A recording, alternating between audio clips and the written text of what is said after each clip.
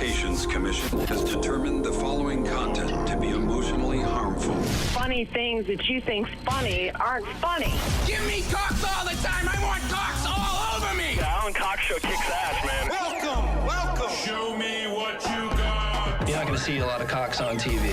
Alan Cox from the Alan Cox Show. I don't know what it's about you, but I can't even stand your voice. I think you're the biggest asshole alive. It's gonna be a great show. Let's kick it.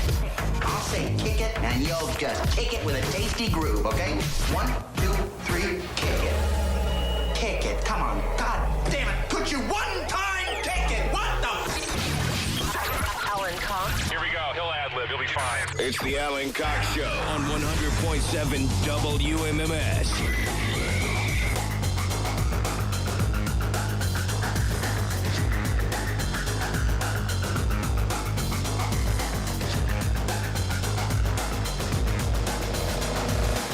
Hey, what's going on? Good afternoon. Hi there. I had to take a quick look and see if you had turned our cameras on yet, Rob, since I just full-on yawned right into the camera. Fortunately, you hadn't turned it on yet, but... Bummer. Yeah, right? Like a snake unlocking its jaw kind of yawn. Maybe, what does that mean? I'm not getting enough oxygen to my brain? And what else is new? Or you're tired. Yeah, maybe. I didn't sleep well last night.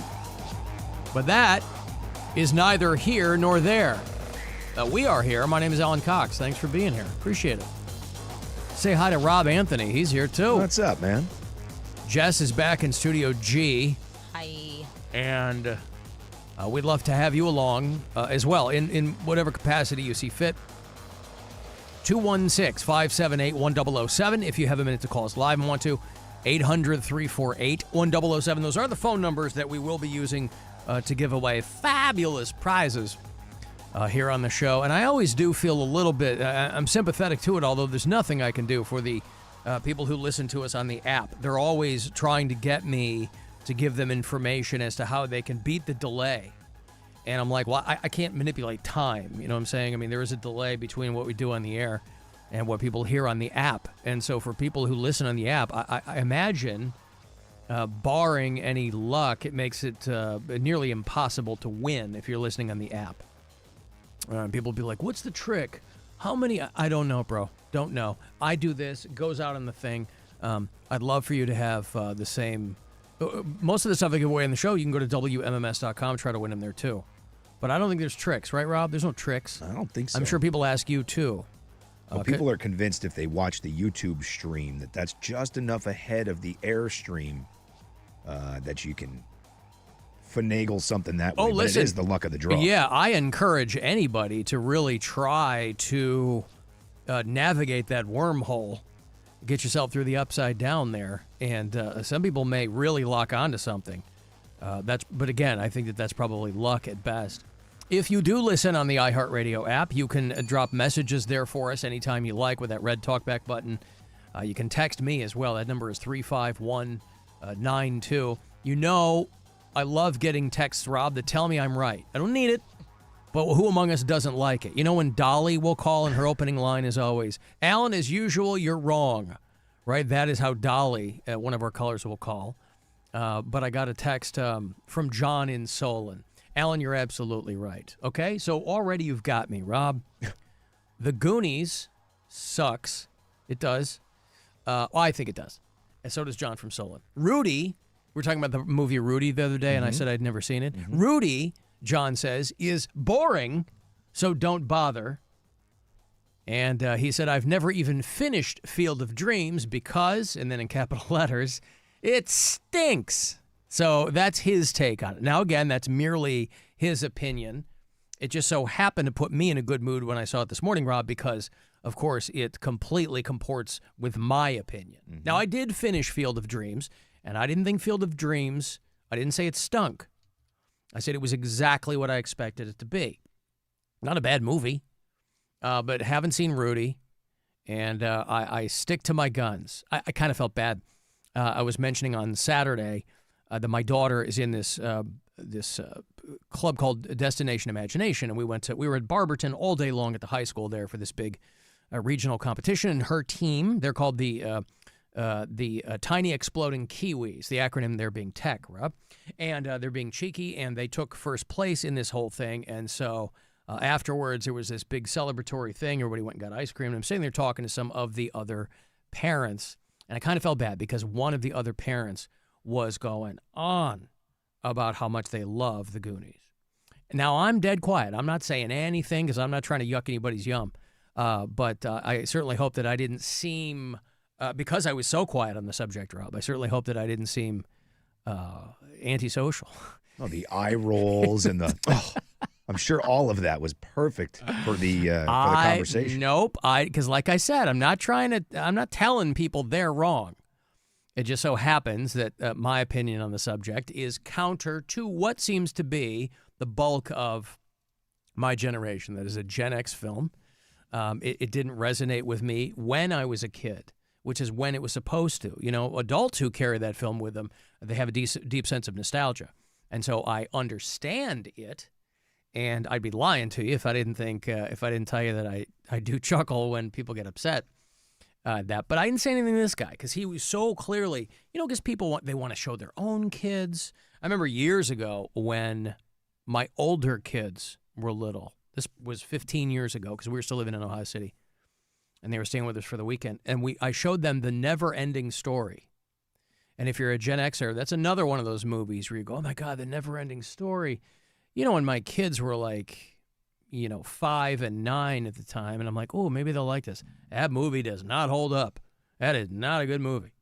And so some movies, you see them as a kid, and you go, this is the greatest thing, and then you see them later, and you go, some of them hold up for people. Goonies hold up for a lot of people. Neverending Story, that ain't good. And, you got the classic trauma-inducing scene of that kid losing his horse in the muck. And you know as well as I do, Rob, as it is the year of the fire horse. We just passed Lunar New Year, and Jess knows this. Her sister's a horse girl. And we were talking about how this is the year of the fire horse. As you know, the worst thing that you can get a horse stuck in, Rob, is muck. There are a lot of things in which a horse can get stuck, but I would bet you anything, and my older daughter was an equestrian for a decade and a half. If I were to ask her, she'd be more informed on the subject than I. I bet she would say, yeah, muck. Muck, Rob. Worst thing a horse can get stuck in. Is Atreyu the horse's name? That name keeps coming into my brain. Well, there's from a band. That movie. I believe that the people Mandela. I think the horse's name is Artax. I think Atreyu is that big white fluffy thing that the kid flies. Oh, is right? that his name? But I think Artax is the horse that gets stuck in the muck. But Atreyu is the name that everybody remembers because for people who are familiar with that band. Yeah. It's just, but I think Artax is. So it's that big white floaty thing is a Atreyu? It's a dog, I think. Yeah, I think that's it looks Atreyu. like a Shih Tzu. Looks like my two dogs. Okay. Yeah. And then, of course, the theme song to that film was from a singer of a band called Kaja Gugu. Remember them? Yeah.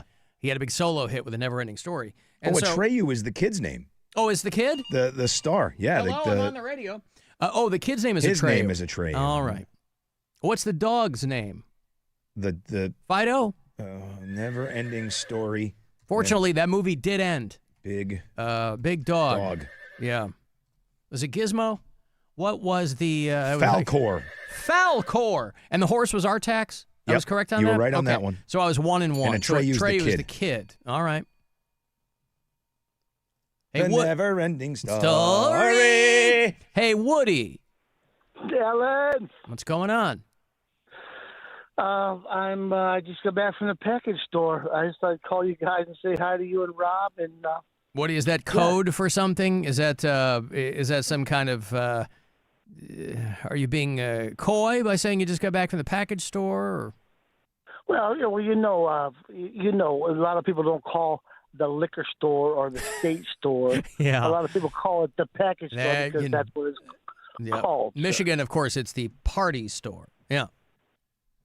It was for my benefit, yeah. Mm-hmm. It sure was, yes. So hey, you were talking about the Goonies, man, and how you didn't like it, but some people don't like it, and I mean, it's a piece of art, right?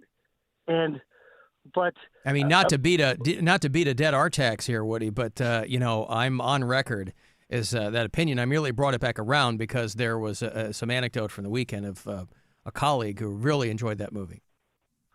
Well, I enjoyed it. I mean, it wasn't, I wasn't like spending all my money to go see it at the theater time after time like I did with Star Wars. Mm-hmm. Time After Time is a good one, too. Malcolm McDowell, H.G. Wells, Jack the Ripper, good one, too.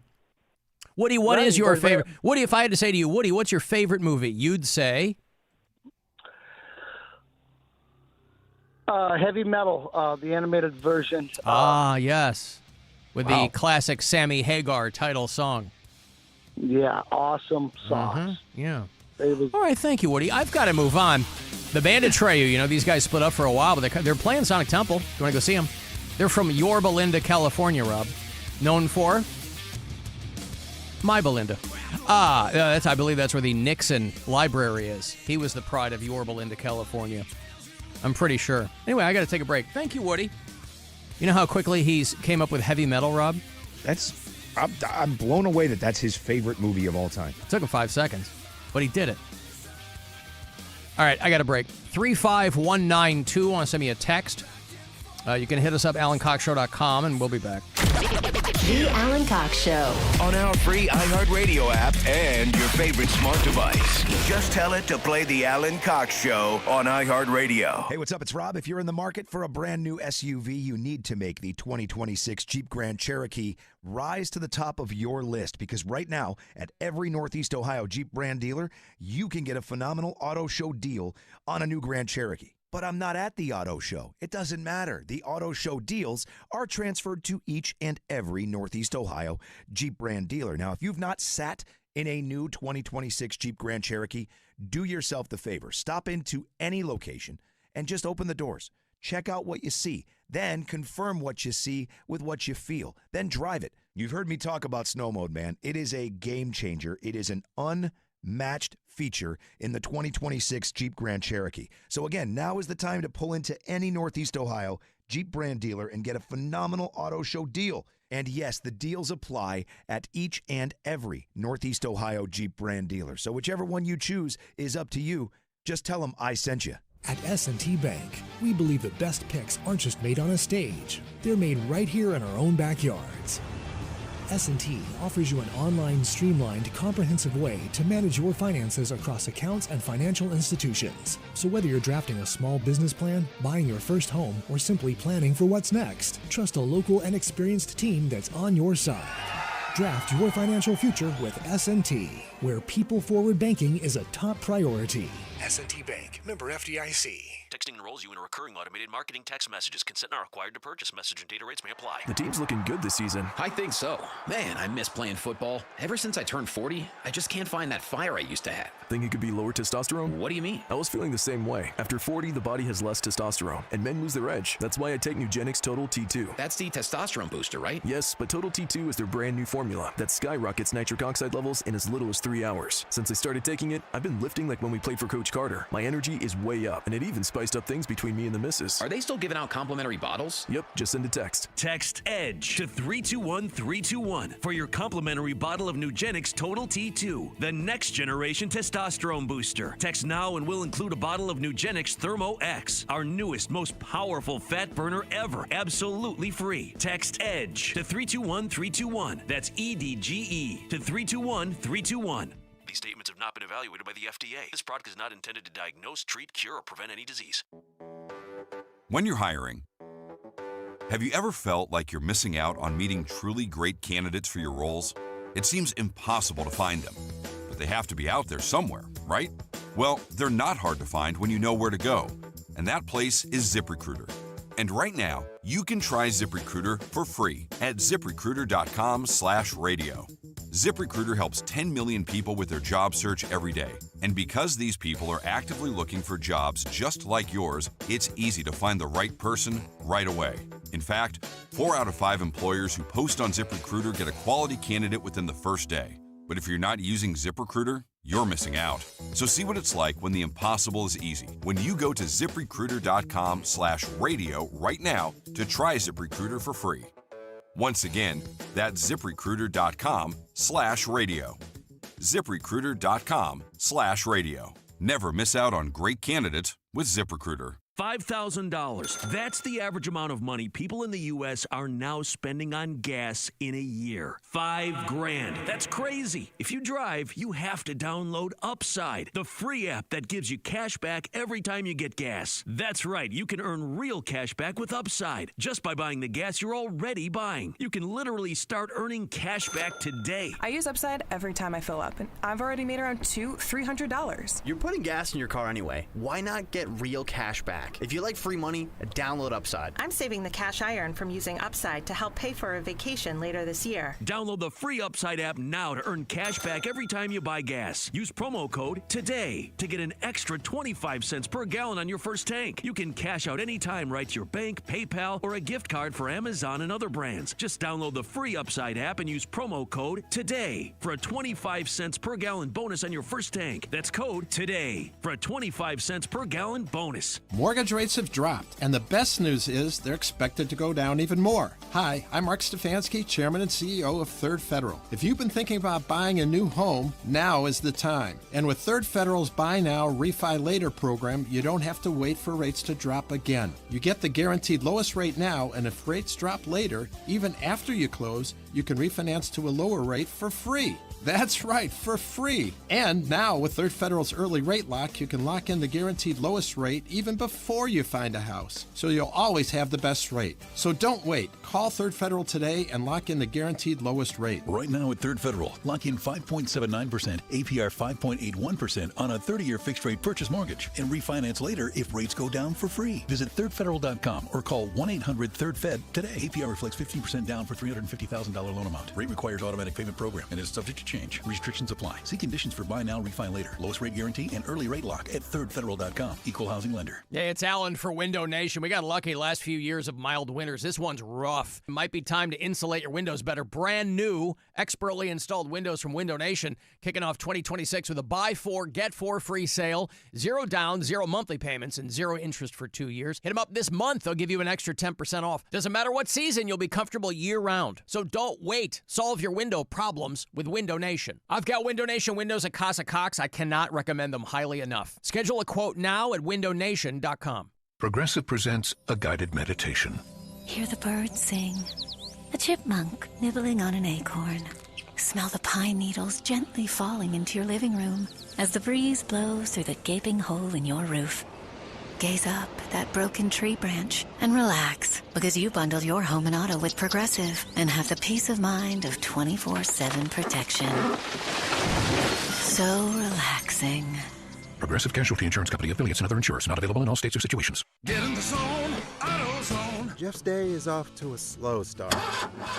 So he heads to AutoZone, America's #1 battery destination, where Sammy, a local AutoZoner, tests his battery for free. Looks like he just needs a charge, and Sammy does that for free too. In no time at all, Jeff is back on the road, ready to finish the day strong. Free battery testing and charging at every store. No hassles, just help. Get in the zone, AutoZone. Restrictions apply. Traffic. From the Elk and Elk Traffic Center, if you were injured on the job, call the attorneys at Elk and Elk, 1-800-ELK, Ohio. Had an earlier crash clear out 490 West after Broadway. You are still dealing with that wreck Chester Avenue near East 40th. Other than that, you're up to speed on the highways, all clear on 90 heading into downtown from both the east and west side. I'm Mike Ross from the Total Traffic Center. This report is sponsored by MGM Northfield Park. Your journey to the podium starts at MGM. Visit Fridays in February for the Winter Games drawings. 5 winners will be drawn every hour to spin the wheel and win up to $1,000 free play. Find your fun at MGM Northfield Park. Your entire sports feed all in one place with iHeartRadio. From the pursuit of gold, golden goal, to the bracket busting in March. You think you know what's going to happen, but it never goes as scripted. From the first pitch in spring training, Ohtani tees off, to the dreams of the NFL draft. With the first pick, you're one tap away. Open the iHeart app and stream your local stations. Catch the latest on Fox Sports Radio or dive into the world's biggest sports podcasts. Search sports on iHeartRadio and lock in. The Alan Cox Show. Listening to the show doesn't make you a bad person. That thing in the foot locker at the end of your bed? That makes you a bad person. MMS. The Buzzard.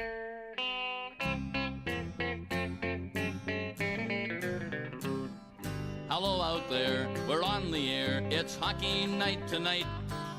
Tension grows, the whistle blows, and the puck goes down the ice. The goalie jumps and the players bump and the fans all go insane. Someone roars, Bobby scores at the good old hockey game. Oh, You ever heard of Stompin' Tom Connors, Rob? No. Everybody talks about Gordon Lightfoot and Bruce Cockburn and Neil Young and all these troubadours and Bryan Adams of our friends to the north, but Stompin' Tom Connors, this guy was, all of his songs were about Canada, and he was wildly popular up there. Now, it meant nothing to people down here, but, I mean, this is a guy who made his entire living up there, becoming an indelible part of the Canadian cultural landscape. And his song, The Hockey Song, would get played if you've ever gone to a Toronto Maple Leafs game, or he's in the Canadian Songwriters Hall of Fame. The Hockey Song from Stompin' Tom Connors. Rob, a guy who was Canadian through and through. Boy, the goodwill afforded the U.S. men's hockey team was relatively short-lived in the wake of all the mishigas going on with the podcaster who pretends to run the FBI, getting drunk with those guys in the locker room. I doubt there was a single dude on that team who even knew who he was, but he was mixing in there. There's already a guy from Canada who has put his Jack Hughes rookie card up for auction on eBay, Rob. Very, very upset. That was the kid who broke some teeth. But he's from Canada, but he was part of the U.S. men's hockey team, right? And this guy put his rookie card up on eBay for about $730,000. Now, nice. I can't imagine he's going to get $730,000 American for that, but he posted it. I hate you, Jack Hughes. You ruined my day. Go Canada. I can't imagine anybody is interested in purchasing that card at that price, but nevertheless, what are you going to do? There were a lot of other people that were posting cards of him and, asking more reasonable five figures, I guess. But the men's hockey team has had a certain contingent of the public turn against them, I guess. Because the women's hockey team? Because they laughed at the women's hockey team or something? Well, when Trump invited them, he made a comment about having to invite them too, or he'd be impeached. Yeah, he had and to. And they laughed. He said, I guess I have to invite the women. They've declined the invite to the State of the Union address. So people got mad at them because they laughed when he said, I guess I have to invite the women. And no one said, like, oh, they're great. They should be there too. And like, I mean, look, man, I am no Trump fan, right? Like I disagree with a lot of what comes out of his mouth. In that particular case, with what he said, it's difficult for me to stick up for him, but it surely wasn't. You could hear in the way that he said it, right? I mean, yeah. And he just, all he said was, I got to invite them too or I'm going to be impeached. Like, breaking balls more than anything. Now, should the president do that? I don't know. Well, first of all, you know where he's coming from, obviously. I'm just talking about a room full of young hockey players. Talking to the president of their country. Yeah, nobody's going to go, wait a second. Hold on, Mr. President. Now just hold the phone. No one's going to do that. So that's why I'm kind of like, there's a lot of fake outrage on it, I think. And I also, no one on that team was going to stand up to the guy at that particular moment and say they deserve to be there too. They do. Everybody agrees that the women absolutely should be invited and should be there too. Gold medal hockey team. First time we've been gold on both sides of the puck. I read that 8 of the United States gold medals of the 12 were won by women. So anyway, yeah, I guess if you spend a lot of time online, I think most people living their lives probably aren't feeling part of this, but the men's hockey team apparently has taken some lumps. But from over this whole thing, from a guy who's known to step on his D regularly with the things that come out of his mouth, this is pretty mild compared to the majority of the things that he said. Oh, you're talking about Trump? Trump. That's why I'm like, it's something like that is not going to be on his radar. Like somebody probably had to tell him that the women's hockey team won. No, I think he knew. I mean, what's his name? Vance was there, I think, wasn't he? Yeah, but you think those guys talk? I mean, I would assume if he knows where he is, he knows. You know what I mean? Yes, but where's Junior? Oh, he's over at the women's game. I don't think anybody talks to anybody else in that administration. So the women's hockey team have declined the invite to the State of the Union, which is tonight. Although Flavor Flav has invited them to party with him in Vegas. Yeah. I assume they'll respond to him after they ask their parents who Flavor Flav is. Because I can't imagine any of these girls on the U.S. hockey team know who Flavor Flav is. You think they know?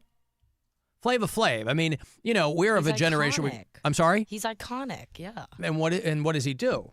I thought she just said he's a comic, and I was ready to pounce, Rob. Yeah, no, she said he's iconic. So iconic, right? But what does he do? Isn't he a rapper? He is. Do you know with whom?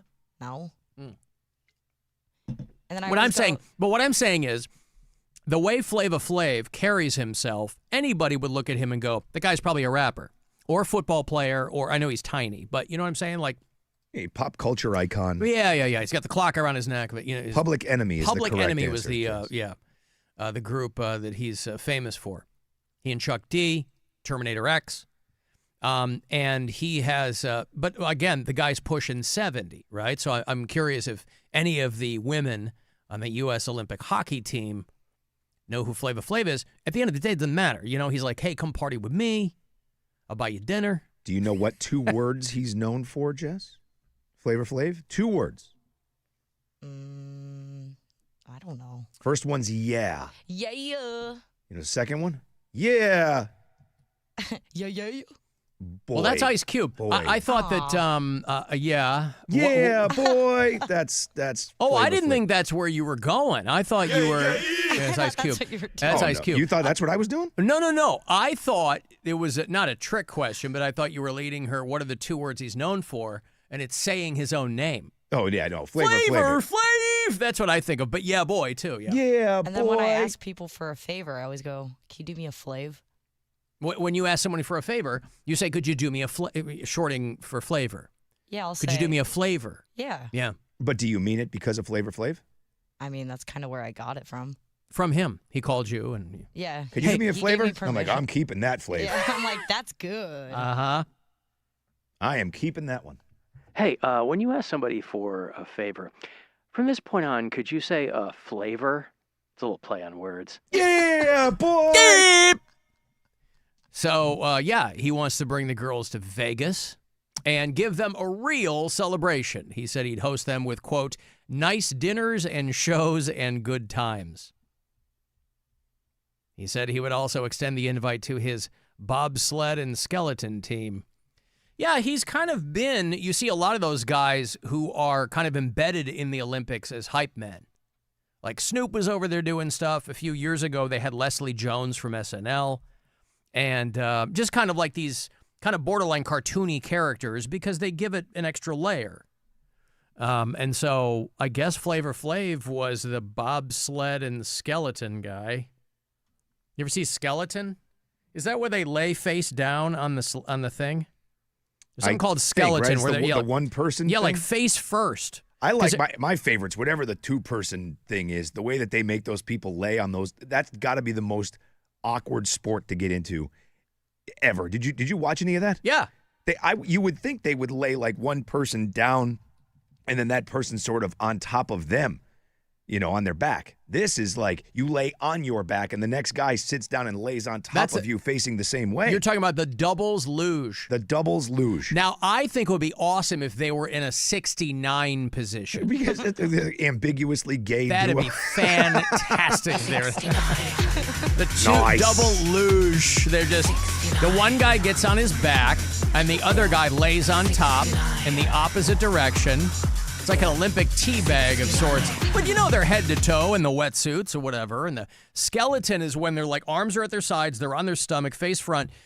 Because like one dude, and the only bit of But your personality that you get there on camera are their helmets. But I guess I was reading about a guy from Ukraine who was memorializing some people who had passed away on his helmet, and he got in big trouble with the Olympics committee because you're not supposed to have political messages or something like that, even though the whole thing is inherently political. But also, like, when you see the headline, Ukrainian skeleton, I was like, oh, I didn't expect this to be about the Olympics, but that's what it was. Like, one guy had an Iron Man helmet and, But yeah, the lying down on top of each other. Just in the that doubles luge. particular way. Like that's the sport that again, you go to the Olympics, you're the best in the world at whatever. But that, to me, like the 4 guys together and the bobsled seems kind of weird. Like 3 guys too many to drive that thing. I get it. There's a reason for it. But I don't. The 2 people one is what blows my mind the most. Like it's like what if you're having a really good run and you get some weird blood flow? What happens to the guy sitting on the top? I imagine those people have probably gone through everything together. You get a back full of boner. Yeah, but still. Back Full of Boner is the name of Rob's memoir. Coming soon from Penguin Books. He's going to be signing copies of it this summer at the Barnes & Noble there in Westlake. I don't know, man. Like you can, your internal clock's going, you're beating, you're hearing things, like the crowd's roaring. You get that emotional feeling, and all of a sudden, a little movement. And the guy on top of you is like, come on, Jim. Well, it's not going to, because my thought was, who was the first guy to suggest this to another guy?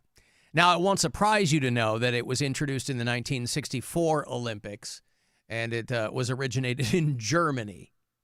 And so there had to be a guy who was like, I have a perfect idea. If I lie down and then you put your butt on my crotch, and then we lie down, I'll put my ear next to your ear. All right, fine. Let's make it a little less gay. I'll slide down a little bit so it touches me in the butt. But it is amazing to watch because these are highly skilled. I see a lot of people were memeing Happy Valentine's Day with the doubles luge. And Italy swept the doubles luge with gold, right? They got the gold medals in the doubles luge. It's because we not worrying about the bonus. We go for a ride. We encourage the bonus. We like the blood to flow, eh? Now, because everything has to be ratcheted up, especially in this country. People in this country love nothing more than creating something that no one was clamoring for. How long until we get the triple luge? Oh, all just 3 people stacked up? Oh, yeah. Except, okay, as it is now, but the top person is in the 69 position. How about that? I like it. They're facing forward like the skeleton athlete, and the other 2 remain stacked on top of one another. But they'll have to make the person in the middle wear white while the other 2 wear black, so every time they run, it looks like an Oreo cookie. You also don't want somebody in your face. Did you see someone? There was someone, I saw a picture. It was from one of the ladies' events. It was the bobsled, and she blew the ass out of her suit. Did you sure see that wasn't AI? No, somebody. Maybe it was, but somebody shared it. I didn't see that. Yeah. I did see the video going around that turns out, because I always take an extra step now and make sure, because something's going around doesn't mean it's current. And I initially thought it was from this Olympics, but it's from a few years ago, where they push the bobsled, but the other 3 guys fall, and the front guy, the guy ends up doing the bobsled solo. Did you see that? It's from a few years ago, but it was making the rounds. I also did crazy. That ski video that we played about the guy that mushed his nuts. Yeah. Same thing. That was from Olympics years ago. Oh, it was? Yeah, I thought it was this year too. It was an old clip. I thought it was too. All right. Yeah, so the 2-man luge, at some point, that had to be suggested by someone. Flavor Flav helped fund the women's bobsled team last Olympics. That's interesting. Well, anyway, he has offered to bring the girls' team to Vegas, and I'm curious how many of them will. He was kind of the hype man at the Paris Olympics, or the water polo teams. You think they just how does he attach himself to these particular sports? I mean, Flavor Flav doesn't look like a bobsled guy to me, and then he doesn't look like a water polo guy. Now, what do I know? See, Flavor Flav. You think that these are athletes and sports that he's organically drawn to, or do they go, hey, we'd like you to be part of this? This one isn't taken yet. We don't have a celebrity hype man for the water polo team. But you know Flavor Flav probably got that love of bobsled from watching Cool Runnings, and it just stuck with him for his Jamaica, whole life. we have you know a what I mean? bobsled So team. he got involved. Yeah, see, look, here's the, I'll show you. With the late, great John Candy. There's the video, watch. Yeah. Oh, she did tear the ass out. It blows completely out of her jumpsuit. You think that's real? I do, It's yeah. It's straight between the cheeks. Yeah, and yeah, I do. I think it's real. It's on the Great sports ass! web for sure. I don't know what team it is though. Scottish from Scotland. She's flapping out the bagpipes Pull there. the ass out of her pants. You'd think that you would check your suit. Hey, are there any thin seams before I go out there and I, these are skin tight outfits? Oh wait. No. It says it's real. I'm just reading to see when it's from. Okay. It's an older clip, but it's gone viral again because of the Olympics. So this happened in 2010. 2010? Yeah. Wow. I'm gonna watch this video on repeat. This thing just explodes. Okay, she's from the Great Britain team, so she's a Scottish athlete, and blows the ass out of her pants. Great ass! I can't see, goddamn it. Oh, goddamn. Oh, boy. Look at that explosion of ass. Explosion. Well, because, some things are clearly AI. Yeah. Like the bride that has volcanic diarrhea when she's at the altar, that kind of stuff, Yeah. Now, Fills the room. some of them are real, like the cat that's working the counter at McDonald's. That's very real. Yep. And screaming at patrons or whatever. The deer doing backflips on trampolines. Yes. But there are some things like that involve humans in normal situations where you do have to go one extra step and go, okay, is this AI? Some of these platforms are getting a little bit better where they've got a tag right on there that says, hey, this is AI. But it is funny to read the comments on some of the AI slop that's making the rounds because there are some people who genuinely do not realize. I mean, people are, just glazing over, scrolling, I understand. But if you take half a second, you have to stop to leave a comment, by the way. People going, is this real? And then, of course, other people, dunking on them. Yeah, this is absolutely real. Yep, it is. Superman is out there fighting a giant grizzly bear right there in the middle of the street. Jake Paul's fiance ripped the back of her pants on the ice. Yeah, she's a speed skater. She did it too. Somebody was really mad, too, about an article that referred to her as Jake Paul's girlfriend. They're like, what does a female athlete have to do to get her own name and her own goddamn story about, Jake Paul's girlfriend gets gold or whatever she did? Did you see somebody tagged the I-beam in the garage downstairs? No. Parking garage? No. You didn't see that? No. How bad? Yesterday, I took a picture and I forgot to send it to you. Oh, I saw that. You saw it, didn't you? I did. I was like, that's new. Some new artwork. Yeah. Was it you, Jess? I'm not tall enough. Look at that. You didn't see that? It's right on the first level. No, there. I didn't. It's I don't know what it says. It's I don't know what it says. Is it in Espanol? Does that say Madrid in the last part?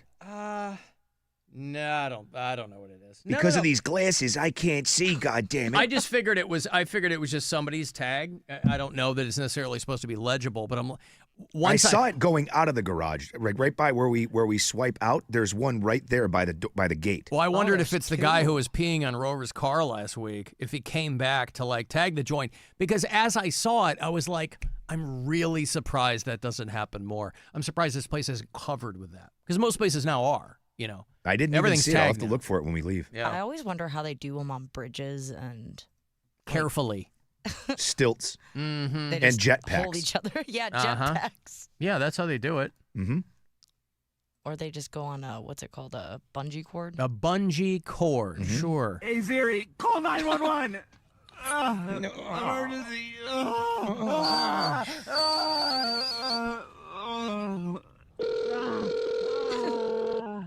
911 emergency. Help me, please. I crashed my flying machine. Do you know where you're at? I'm in Enchanted Hills. I'm in the desert. Oh, sucks for him. Somebody reminded me, too, of that video that I did see last week of the guy that died at the Vancouver Olympics in 2010 in the bobsled track. He like, comes around the corner, and it just goes enough of the wrong way, and he flies into a steel beam on the side. You see that? No. It's almost imperceptible. If you got to watch it a few times to see where the guy obviously dies instantly. But, yeah, these videos all go around, and then you kind of have to do a little bit of digging to find out if they're current or how old they are. Did you see the Polish speed skater? She got kicked in the face. This isn't even a joke. I feel like I feel like you're setting this up. She here, was skating backwards. No, Camila something. They were. It's where they all sort of race together, synchronized. Yeah. Okay. And a woman, she kind of came around and she lost her edge. Took two people with her, and the skate kicked her right in the face. And I did sliced see her that. right open. I did see that. She's lucky she didn't lose her eye, man. That was like, of all the stuff I've seen in a while, that was really, really scary. Yeah. Like, she wiped out hard, and then you just see her face, like her glasses go flying off, and then there's this huge cut right on. Oh, man, crazy. That's wild. I got to take a break. 35192 if you want to send a text, and we'll be back. The Alan Cox Show. 100.7 WMMS. Rover's Morning Glory. T-girl Bella, you want to get into doing some adult content, filming something this weekend? What? GB. What? A GB. A GB. Okay, hold on. Gangbang, is that it? Yes, I didn't know if I could say it on the radio or not. Sure, okay. Who's involved in the gangbang? Yes, several people. How many? Male, female? Male, black. So it's a black male gangbang? Yes. A BBCGB? A BBCGB? It's sad that I know all these things. It came out so easy for you. Rover's Morning Glory. This is Sarah Spain with the latest from iHeart Women's Sports. Presented by Liberty Mutual Insurance. The Milan Cortina Olympics are officially done, and Team USA earned 33 medals, one short of the record for total American medals in a single Winter Olympics set at Salt Lake City in 2002. The U.S.'s 12 gold medals are the most ever in a Winter Games, with women athletes or teams earning 6 of them, and mixed gender teams earning 2. For more women's sports stories, be sure to subscribe to Good Game with Sarah Spain on iHeart Podcast. Switch to Liberty Mutual, and they'll customize your auto and home insurance so you only pay for what you need. Why pay full price when you can customize and save? For more information, visit libertymutual.com. Presented by Liberty Mutual Insurance. Your one stop for advertising? Call 844-844-iHeart. When Cleveland brings the heat, Pulp Juice and Smoothie Bar brings the flavor.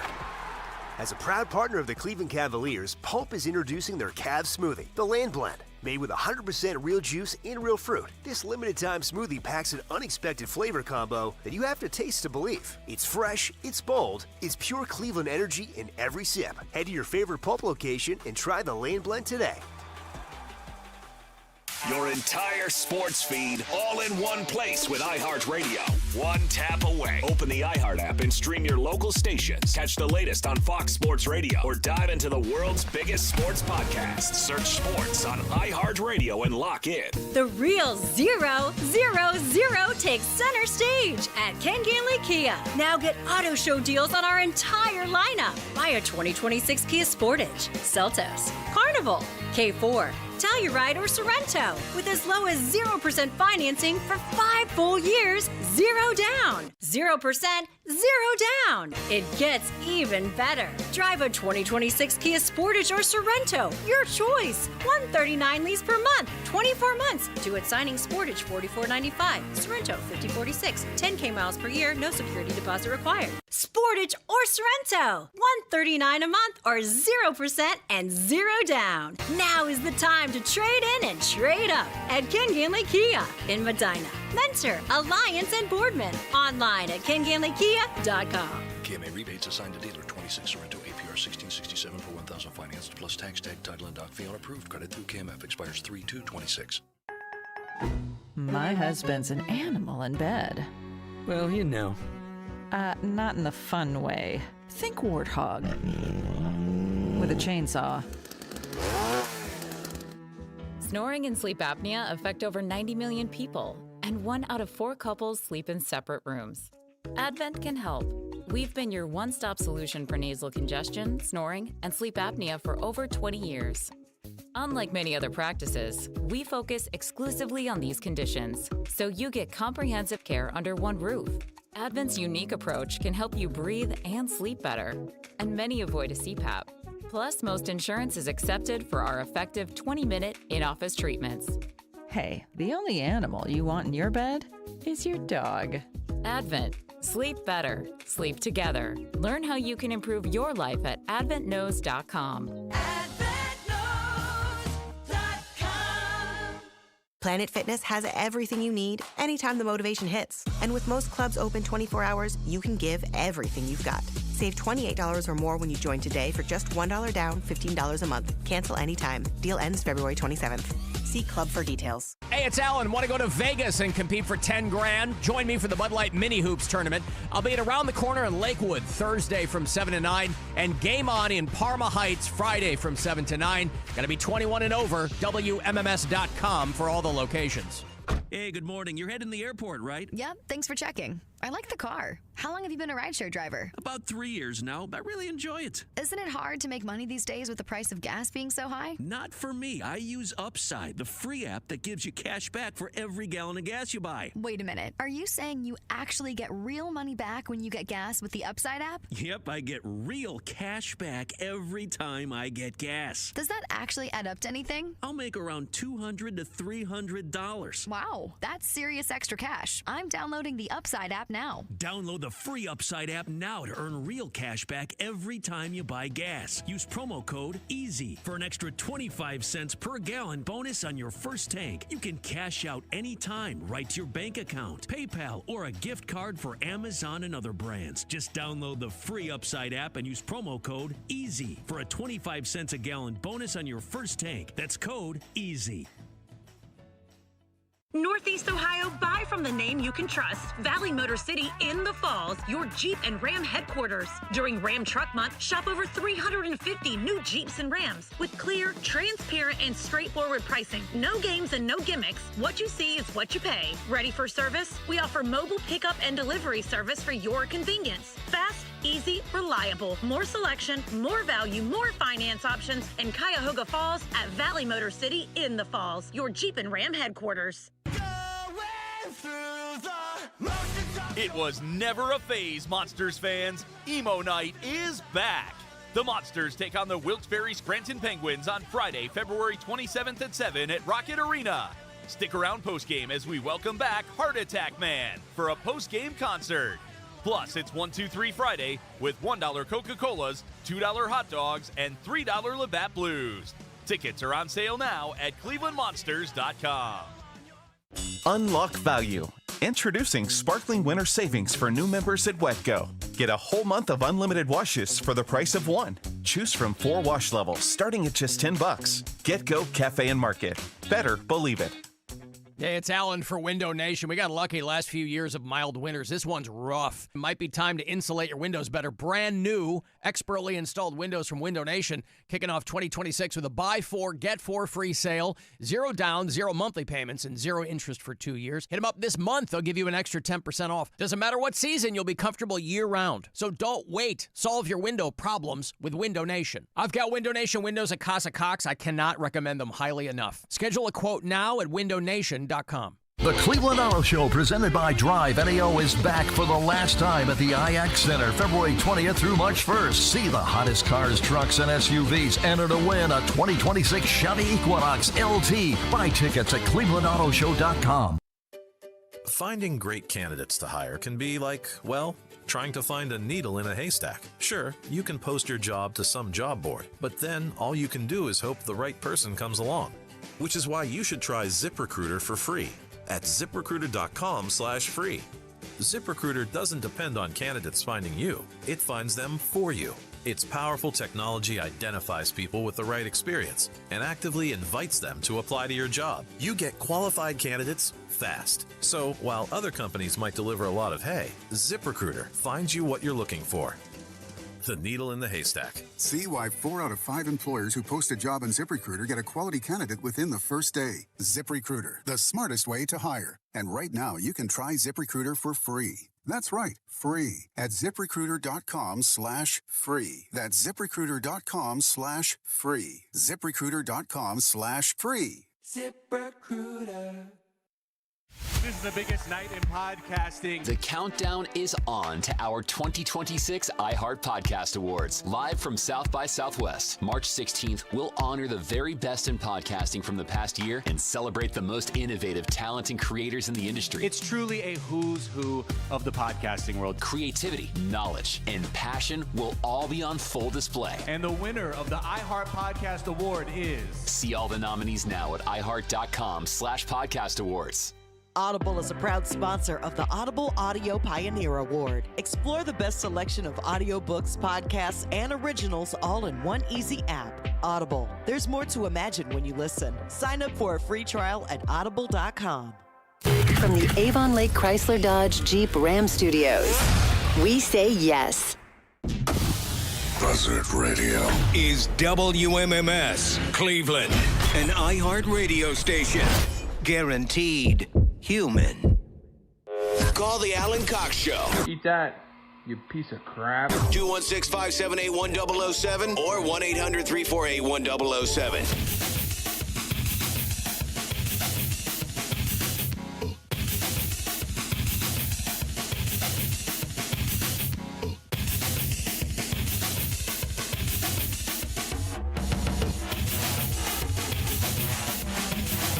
Oh boy. Hey, your Cleveland Cavaliers are playing tonight.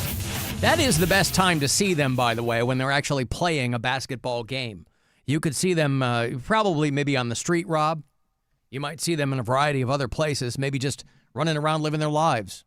But really, when you get to see them on the basketball court doing their thing, that's the most exciting. They're here at home tonight to host the New York Knickerbockers. Former Cavs coach Mike Brown, I believe, is the coach there now. And the Knicks and the Cavs are almost completely evenly matched. So we'll see what happens tonight. They bumped up game time about a half an hour. So 7:30 is your tip-off tonight. 7 o'clock pregame here on the Buzzard. And then the Cavs will hit the road, I think, the remainder of the week. You can use the promo code LOVE, by the way, for 15% off through the remainder of the month. Unbelievably, it is almost the end of the month, Rob. Saturday will be the very last day of February, and then we will have a new promo code for you beginning Sunday for the month of March. How many days are in March? 31. There you go. By my math, Rob, as there are only 28 days in February, that is precisely 9 more days than there are in February. I think I got that right. But for the remainder of this week, technically, you can use LOVE at CLE Clothing Company for 15% off. Somebody left a message about LeBron James, as a matter of fact. Hey, you guys brought it up the other day when you were talking about this stuff that LeBron is just going to play for every team or whatever. I think that LeBron should play for every team when they play the Cavs. I don't even know. That didn't make any sense. Sorry, just got off of work. I'm trying to burp. Thoughts aren't coming out clear. Mm-hmm. Sorry, boys. Whatever. Hate the show. See, This guy said exactly what you said. I feel you, brother. And he can't burp. Is that you like in a bizarro world? I feel his pain. The struggle is real, Rob. Those of us who can't burp voluntarily, we're like, I feel a burp coming on. I'm trying to burp. Hang on, I'm going to burp. Yeah, I'm going to burp. And then it just goes, it just kind of works its way up. That's a big one. Did you hear that? Yeah. Whew. Alan, is Robert Carradine going to get the bagpipes? I know Rob was a huge, that's very sad, huge fan of Revenge of the Nerds. Robert Carradine killed himself, 71. That Carradine family, maybe a lot of people don't know now, but they were like Hollywood royalty back in the day. The Carradine family, they were all actors. John Carradine was the patriarch. There was Robert Carradine. Keith Carradine is still alive. I don't think they all had the same moms. Like they had, John Carradine was married a handful of times, so I think they're all half siblings. Their children are actors and actresses. Keith Carradine's daughter is Martha Plimpton. From Goonies, Rob, it has come full circle. Wasn't Martha Plimpton in Goonies? That's a good question. I'd have to look up who she is. I don't. And Ever Carradine is Robert Carradine's daughter. She's an actress that you might recognize by her face. She's been in a lot of things. She's good. But it was interesting because the first post that I saw, and this shows you the multi-generational appeal of Robert Carradine, is the initial post that I saw announcing his death said, Lizzie McGuire star Robert Carradine, dead at 71. He was in that? Yeah, he was the dad. See, this is what I'm talking about. I don't know Lizzie McGuire. I was probably 35 years old when it got in. Is that a show or a movie? It's a show, right? But they also made it a movie. Was that, what's her name? Was that, not Mandy Moore? Hilary Duff, right? Mm-hmm. So he was the dad? Yep. In the whole show? Like the entire run of the show? Yeah. Wow. I didn't know that. So Robert Carradine, if you're of a certain age, you know from Lizzie McGuire. If you are a Gen Xer, you know him from Revenge of the Nerds. And it's not like they said that he had been suffering with bipolar disorder for a long, long time, and so maybe that's what led to it. It's not like this guy was like out of the picture. He had 3 movies in pre-production. So provided those things, go to their logical end, continue to be produced, there's going to be 3 Robert Carradine movies coming. He had been in a really bad car accident about 15 years ago, he and his wife. And after he was on the mend, I think he was in the very last episode, you may have seen it, of Celebrity Wife Swap. Remember that show? I do. They had a show called Wife Swap, where it was just regular people. And then they had Celebrity Wife Swap, where you get a couple of prominent people, and they'd switch houses or some nonsense. It was him and Terrell Owens. Swapped wives. Now, there was no hanky-panky. To me, that would have been the only interesting thing about a show called Wife Swap. Is, you get a prima nocta, or you get whatever. You get to do whatever you're going to do. That's why Trading Spouses was so much better on Chappelle's show. Remember when he yes. Go upstairs and wash your ass. Right. So Robert Carradine and Terrell Owens did an episode of Celebrity Wife Swap probably 15 years ago. Of course, you might recall that his brother Keith Carradine died from autoerotic asphyxiation. Remember that? Mm-hmm. Keith Carradine, who was in Kill Bill, well, he was Bill. But he was a very prominent actor, too. They had different moms. But Keith Carradine died, not Keith, David Carradine, sorry. David Carradine died in Bangkok. They found him hanging in a closet, naked, with like a rope around his neck and a rope around his junk. I mean, it was very clear what was going on. I know that his family at the time desperately wanted any other conclusion for the medical examiner to come to, and they were basically like, this was not suicide. This was a guy who was trying to get off. Probably the only guy on the planet that you could say his cause of death or his location of death and what he was doing when he died were the exact same thing. He was in the closet. No, no, he was in Bangkok, right? So yeah. I would yes. think that he might have been, doing the same thing as his place I see of what death. you mean, right. In the immortal words of one Alanis Morissette, Rob. Ironic, right? Bangkok, Oriental City, where the city don't know what the city correct. is getting. Yes. The creme de la creme of the chess world in a robe with everything but Yul Brynner. You got the... I get my jollies above the waistline, sunshine. Remember One Night in Bangkok? I do. Murray Head. Yep, Murray Head from the... Good night, Bangkok, Oriental City. Here's a... Something like that, right? It's from a... He had one hit with this. It was from a stage production called Chess. Is that what it was? Yeah, it was largely spoken word, but it was a huge, novel, accidental hit.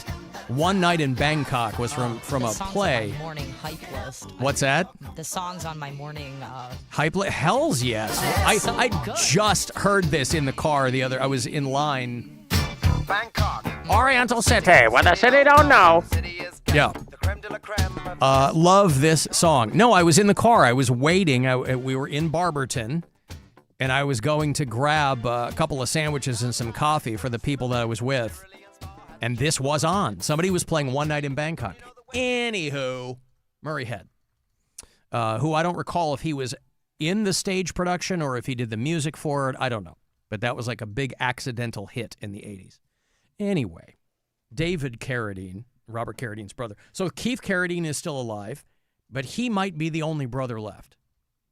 And Robert Carradine, of course, famously from the Revenge of the Nerds films. The best. But these guys they started acting young because they were from a very prominent acting family. Like David Carradine, he was in Kung Fu in the 60s, TV show Kung Fu. And Robert Carradine was in Bonanza, if you go that far back. That was before my time. But Lizzie McGuire and Revenge of the Nerds, I think, were the things that most people knew him from. I'm a nerd. I never really... He was, Louis Skolnick. Wasn't it right? I wanted to believe that. It's okay. It's not okay. We're nothing. We let them destroy our house. Louis, we're going to control the Greek Council next year. Big deal. You'd be dead by then, Gilbert. Nobody cares. Don't you understand that? Was Gilbert Anthony Edwards? Yep. The university doesn't care. There's nothing we can do about it. I think we got something good going, and I'm not going to let them take it away from us. Gilbert, don't be a fool. You just get yourself hurt again. Yeah, I mean, he did 4 of those Revenge of the Nerds movies because if you got a gravy train like that, you're going to do them. So, yeah, John Carradine was his dad. Keith Carradine is still alive. They all had really good careers. And, of course, David Carradine died there in that closet. In Bangkok. Go outside, nerd. Get out. Go. Yeah. In Bangkok. While. Which reminds me, Rob. Bangkok, Oriental City. Part of Jess's morning hype playlist. Interesting. You would have given me a lot of guesses as to what would be on that playlist, and I don't believe that would ever be a song and me that would pop both, into my head. Right? One Night in Bangkok is on Jess's morning hype list. Yeah. She likes music about plays about chess. One of the other songs is about a play about checkers. And there's one about Risk. All right. Anyway. Or do you just love Asian-inspired songs? Like, is Turning Japanese on your playlist as well? No, that's not on there. No? All right. That one's probably much more problematic, Rob, than One Night in Bangkok. Yeah, I don't know. Oriental City, you think it's less problematic Well, than... this is the 80s. I know. mean, yeah. But so was that. Turning Japanese was of that time, too. That was just about him really liking Asian girls, right? I always heard it was about masturbation. Well, he's in... Isn't he, like, incarcerated or something? Or am I making all that up? I don't know. You're probably right. My version that I always heard was the song is about masturbation. Well, what does Turning Japanese refer to? The face you make. Oh, seriously? Yes. That's what that song means? I always heard that's what that song because he goes, was I about. got your picture. I thought it meant that he liked Asian girls, and that's what got him off. That's what, listen, I was told. That he makes... At completion, you're turning Japanese. Songwriter David Fenton said that the song is commonly misinterpreted, but he said it's a metaphor for the angst of losing a lover and turning into something you didn't expect. Popular myth, he said, regarding masturbation or physical racist stereotypes. So there you go. I got your picture. Man. Oh, wow. Okay. Wow. I thought we're both wrong, but we were coming at it from two different. I thought it was about he just really liked Asian girls. You thought that it was about masturbating. Like a he cartoony says right face. Here, it was weird when people started saying it was about masturbation. I can't claim that one. It happened when we brought the song to America for some reason, so that's where it started. Wow. So you could see why I would think that. That's what I was told 30 years ago. And by the way, I don't know that the Vapors had another song, right? I mean, they were around for a while, but Turning Japanese, far and away, these guys fell ass backwards into a giant hit. I got your picture. Turning Japanese. I think I'm turning Japanese. I really think so. Yeah. And it made sense. Again, Like, not a great song, but it was catchy. And you're like, What the hell does turning Japanese mean? I want a doctor to take your picture so I can look at you from inside as well. All of these things lead directly to why people would think that's what that song is about. I like that because I think the Vapors came from, I'm a big fan of a band called The Jam, Paul Weller and The Jam back in the day. I think The Jam discovered the Vapors. But because they were a British band, the Vapors spelled Vapors with a U. And they were like, oh, you'll never take off in America if you've got a U in there. So it's got to be VAPORS. Yeah, that'll do it. Taking that U out is really what's going to get you over the hump there in the United States. But that song, it was a global hit. The Americans seem to think it was written about masturbation. That was an English phrase for masturbation. It's not. An English phrase. I love that. Oh, Lord, no. No, that's not true. Chelsea, what are you doing up there? I'm turning Japanese, darling. Leave me alone. I've had a hard day and I'm turning Japanese. Can you imagine that? Now, I do want to make that. I do want to make that now. Let's get that going. When we talk about stuff, no more flogging the dolphin. No more, we got all those. Bringing them back. Yeah. We got all those euphemisms, right? Field dressing a groundhog, getting fingered by Little Richard. Yep. My giant schnauzer is best in show. Warming the chicken, hand mashing my avocado, burping a turkey, feeding the pigeons. Nope, it's turning Japanese. What are you doing in there? Oh, I'm turning Japanese. I'll be out in a moment, Father. Oh. Why is Bobby taking such long showers? He's turning Japanese, darling. Oh, do you think so? Leave him alone. I really think so. Hey, white boy Ricky, what say you? Hey, listen, I got some trivia about Revenge of the Nerds. Okay, I like trivia. Is it trivium or trivia? Is there more than one question? Okay. So Bob Clark wrote Revenge of the Nerds, and it was such a big hit that the studio wanted him to do a follow-up with it. And he was from Toledo, Ohio. He told the studio that he would do the follow-up if he could do this movie that he had in his pocket for 10 years called A Christmas Story. Oh, really? So they let him, do A Christmas Story, and then he wrote the second Revenge of the Nerds. So, wait a minute. The first Revenge of the Nerds is older than A Christmas Story? It came out before Christmas Story, yeah. Wow. See, if you would have asked me to put that on a timeline, I would absolutely say A Christmas Story is older. Maybe because it took place in the 40s or whatever, right? A Christmas Story, well, I don't know when they were made, but A Christmas Story came out a year before Revenge of the Nerds. Did it? Yes. Well, this is the story that I heard from... Is this calling your anecdote fully into question here? Not at all, because I know that's to be the truth. Well, someone says Bob Clark did Porky's. He did Porky's. He didn't do Revenge of the Nerds. He did Porky's and then did A Christmas Story. Please say the same thing. It was Porky's. Sorry, guys. Thank you, Ricky. There's white boy Ricky coming and through. This is how stories get started. The next thing you know, I'm telling an anecdote 40 years later about masturbating and that being turning Japanese where it came from. White boy Ricky needs to take a breather and go turn Japanese for a second. That same guy did Rhinestone with Dolly Parton and Sylvester Stallone and Turk 182. Remember Turk 182 with Timothy Hutton? Okay, well, there you go. So it wasn't Revenge of the Nerds. It was, in fact, Porky's. And who could forget Porky's? Who did do Revenge of the Nerds? Jeff Kanew. Kanew. Jeff Kanew. Did he do the second one? Because the movies are completely different. He directed Revenge of the Nerds. He was the editor for Ordinary People, which won an Oscar. He did a handful of other movies in the 80s. I don't know if he did the second one. Revenge of the Nerds. It's called Nerds in Paradise was the second one. They went right to Paradise in the second one? Yeah, because that was when they went to... Joe Roth directed this. Oh, Joe Roth? That guy was running Sony for a while. He must have gotten started directing Revenge of the Nerds. That's when they went to like the fraternity conference in Florida. And that's what the whole thing was they got to go on this thing and represent Lambda, Lambda, Lambda. So there were only 2 in theaters because the third and fourth were straight to television. Yeah, and they were. I watched the third one. Okay. The third one he was like a tech guy and like a multi-millionaire.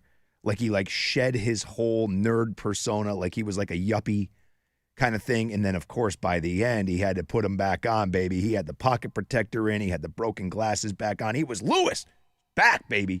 I don't even think Booger was in that. I must have only seen the first one because I haven't seen any of these other movies. I don't think many people came back for those other ones. I don't even know. I don't know if Booger was in the third and fourth one. I know the dude that played Ogre was who got Robert Carradine, or who got the character Lewis to come back to being a nerd, because in the third one, Ogre was a nerd.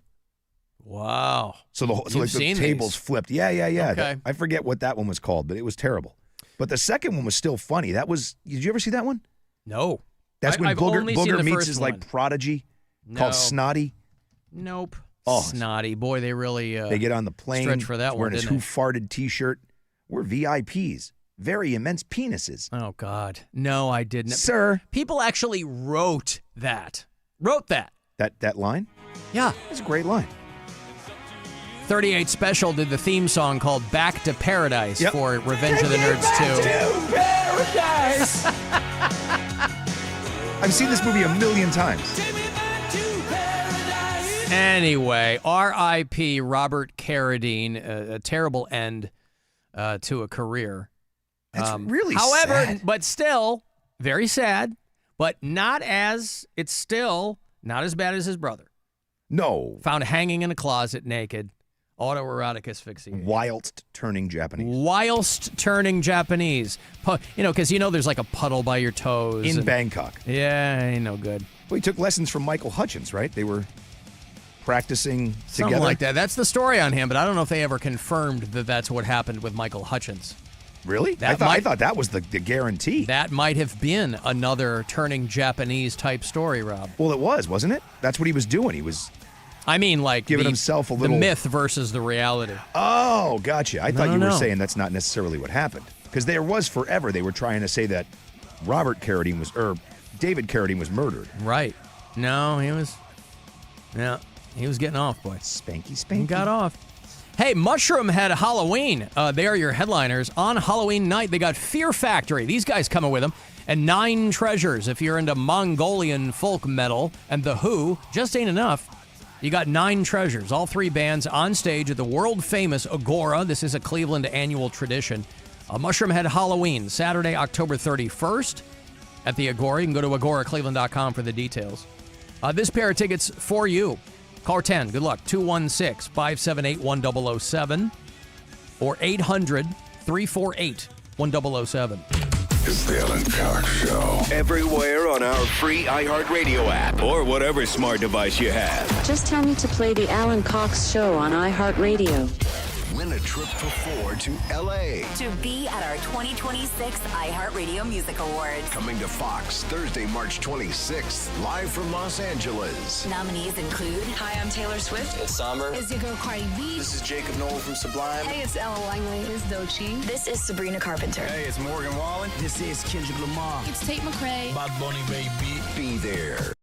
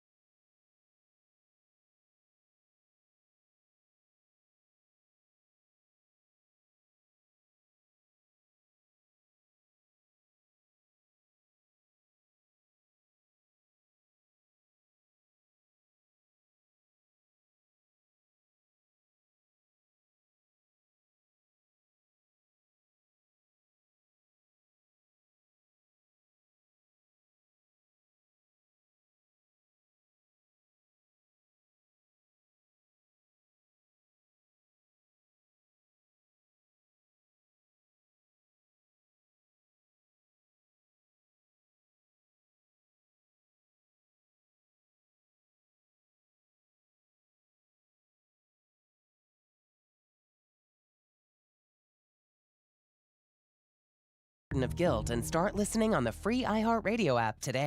Clevelanders are damn proud of their city. Cleveland! But come on, you were born here. He moved here. This is a man that has endured real torture in a foreign setting. So who's the real hero? I would hope people would listen to our heroes. Alan Cox. On 100.7 WMMS.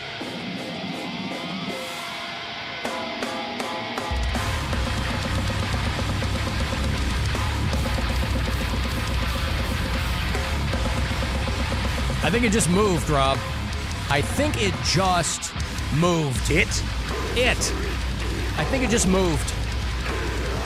You know, we do a metal show here on the Buzzard on Saturday nights. It's called 2 Hours to Midnight.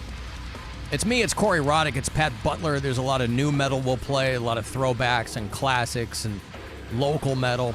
I'm playing this band on Saturday night. They're called Glassbone. They are from France, French metal, with a new record out.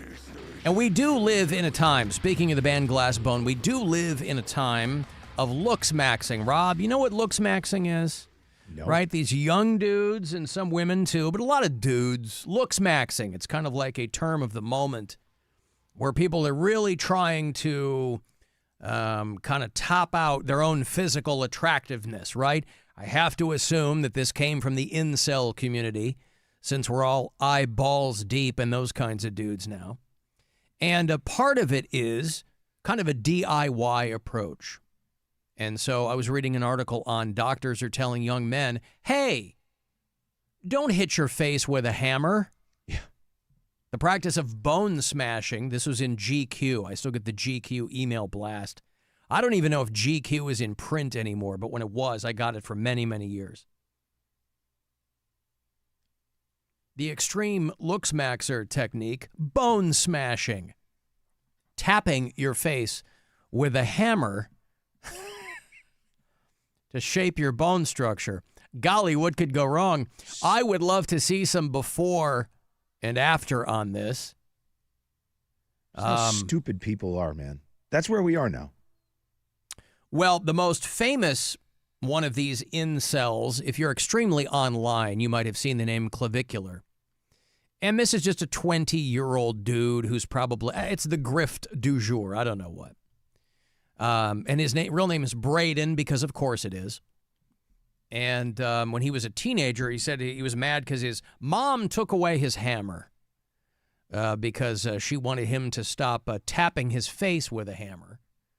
And but he says that, now I assume that this kind of stuff, because you are talking primarily to a group of very malleable young men, right?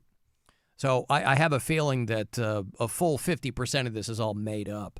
But it is funny that, perception is reality. So something like this, it doesn't really matter if it's real or not, because if there are people doing it, it becomes a problem. I guess for those people, and but we are in a time now where you have to tell certain people, hey, don't hit your face with a hammer. And so, you'll see this kind of stuff pop up on TikTok. Once it gets to GQ, by the way, I think it's broken out into off of the fringe message boards and stuff. Looksmaxxing techniques fall into two categories. There's soft maxing. That's what I do, Rob. Now, I didn't know at almost 55 years old that I've spent, let's say, 40 years, Rob, as a soft maxer, right? Skincare, diet, exercise, grooming. They used to call that metrosexual, Rob. Mm-hmm. So that's now called soft maxing, and then hard maxing. That's where you're shooting yourself full of steroids.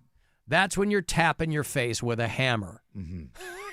So what the hell am I? I don't qualify for either maxing. I'm like, but you probably I shower. But don't you moisturize? I mean, if I need to, if I feel like itchy or whatever, I will. Itchy? But, you don't regularly moisturize, Rob? No. You don't have a What are you, skincare a routine? communist? I do not. You don't have a regimen? I told you I bought you, because of the show, you got me to switch from using the same bar of soap that I use on my ass on my face. That's right. That's like 101. That's so the very least you should be doing. So now I have a face wash. Don't use the ass soap on your face. Do you have a face towel? No. Well, I don't have a face towel, but I'm just saying, the same towel but that there's I nothing dry wrong with my that. balls with. One towel. One bar of soap for everything else. Now I use it for the face. Yeah, but I dry from the top down, Of course. so I'm not rubbing my face after I dry my balls. Okay, good. But that would be weird if you started at the feet. Dry up. Yeah, but also my thought is just because the water gravity takes, Right, yeah. But Rob, I mean, listen, baby steps. Yeah, but the fact that you kind of swapped out that bar of soap, I'm very happy to hear that. Yeah. That was a long time ago, but I haven't done anything like you said, do I moisture? No. Like sometimes, dry weather, the heat's on in the house, you get itchy. Understood. So I'll throw some lotion on then. Yep. But that's got to be like a really rare case. I'll stand there and scratch my back against a wall for 10 minutes before I'll go get the lotion. Like I don't like doing that. Okay. I don't like the way I feel after I'm covered in I feel like all slimy. I don't like it. You don't have like bum cream? You don't have a little jar of bum cream? Right? Is that a real thing? Yeah, I have some of that. Is it like literally ass cream, or is that what it's called? It's supposedly they're selling it to people as like a skin tightening thing, probably for the ass. I just like the way it smells, and it's really like rich. It's called bum cream. It's called bum cream. Yeah. No. And so I like it a lot. I'll use it, and I don't. Sometimes obviously, I'm not using it on my ass. Middle of the winter, you go out shoveling and things like that. Like my hands will crack. I'll use Aquaphor on that. Like I'll put that on my hands for hand lotion. But I've never heard of bum cream. Well, I had a couple of weeks ago started on a new tattoo, and so obviously in the immediate aftermath of that, you got to wrap it, you got to put a lot of Aquaphor on it, you got to put a lot of like unscented moisturizer, stuff like that. And so from there, I just do everything else. Mm-hmm. Wintertime, Rob, when you're just bone dry. But you got to have a regimen. It's too much time. Well, no, but you tailor it to how much time you want to put into it. It's not like I'm in the bathroom for a half an hour. I mean, I'm exaggerating here, but I mean, I do have a regimen. Well, if you're Rob. head to toeing yourself in bum cream, then it's taken you a while. I'm too lazy to do that. I'm not head to toeing myself, but it's really, really nice. It smells good, and it feels nice. In the morning, if my face is a little puffy, I'll put on an ice pack while doing my stomach crunches. After I remove the ice pack, I use a deep pored cleanser lotion. In the shower, I use a water-activated gel cleanser. Then a honey almond body scrub.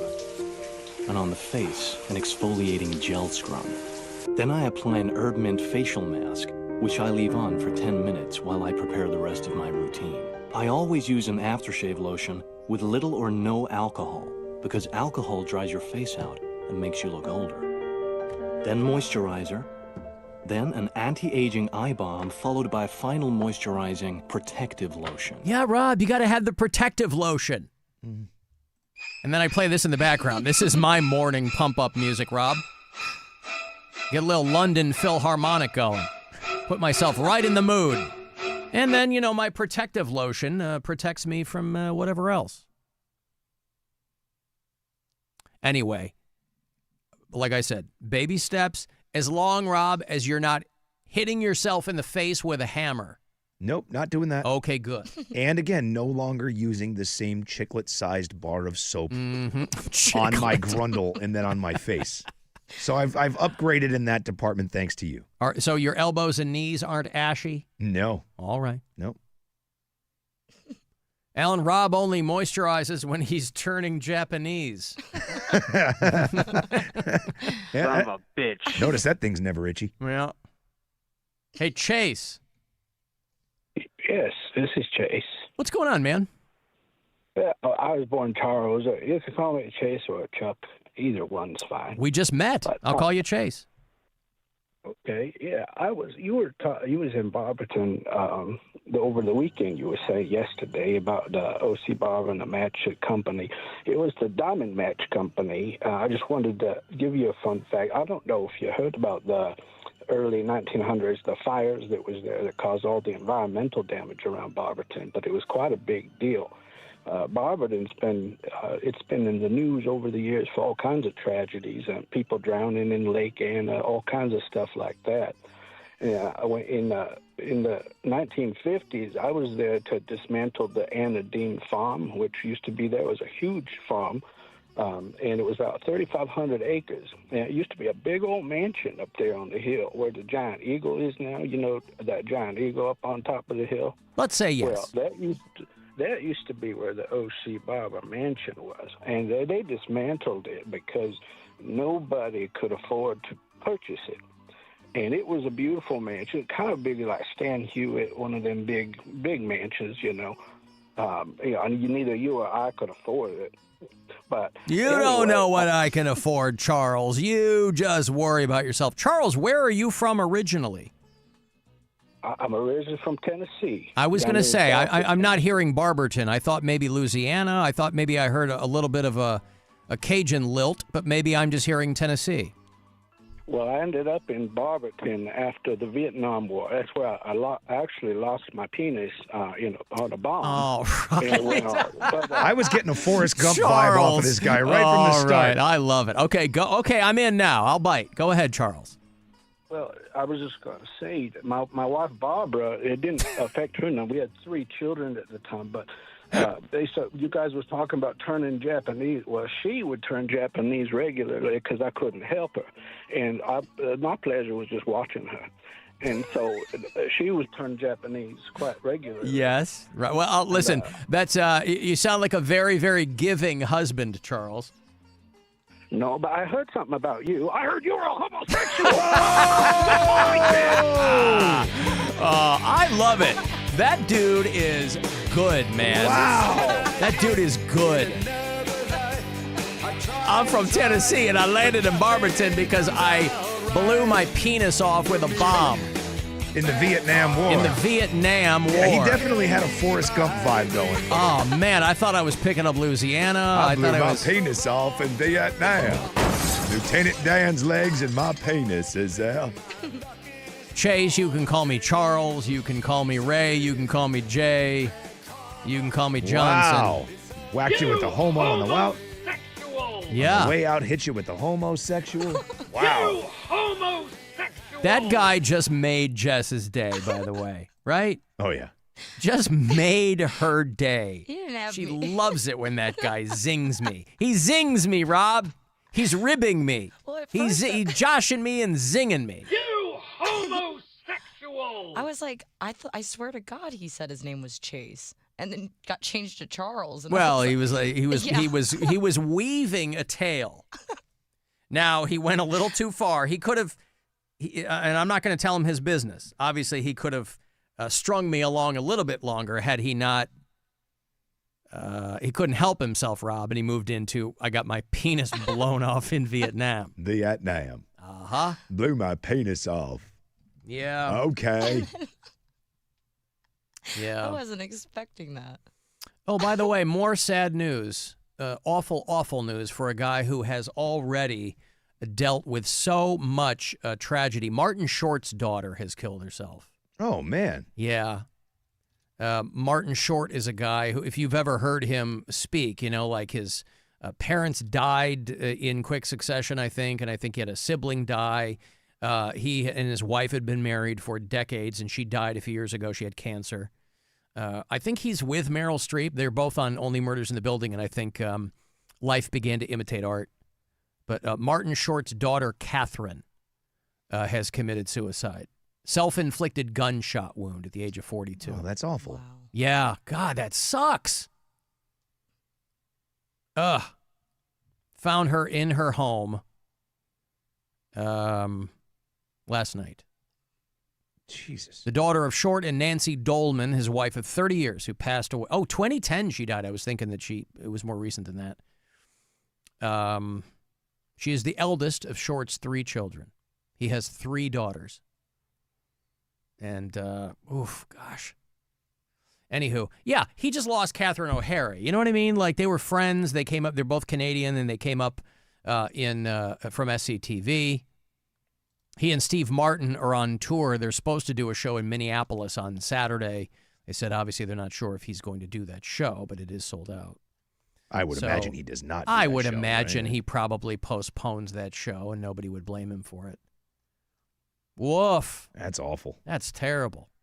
Between Robert Carradine, Rob, and Martin Short's daughter, and the people smashing their faces with hammers. What the hell's going on? And Chase calling me, he blew off his penis in Vietnam, Rob. Vietnam. Yeah, that poor guy. He was waist deep in the rice paddies. And I think one of those Amazonian D fish. Oh, no, he blew it off. Is that what he said? I got it stuck on some barbed wire. Bubba came over and cut it off. That's terrible. Anyway.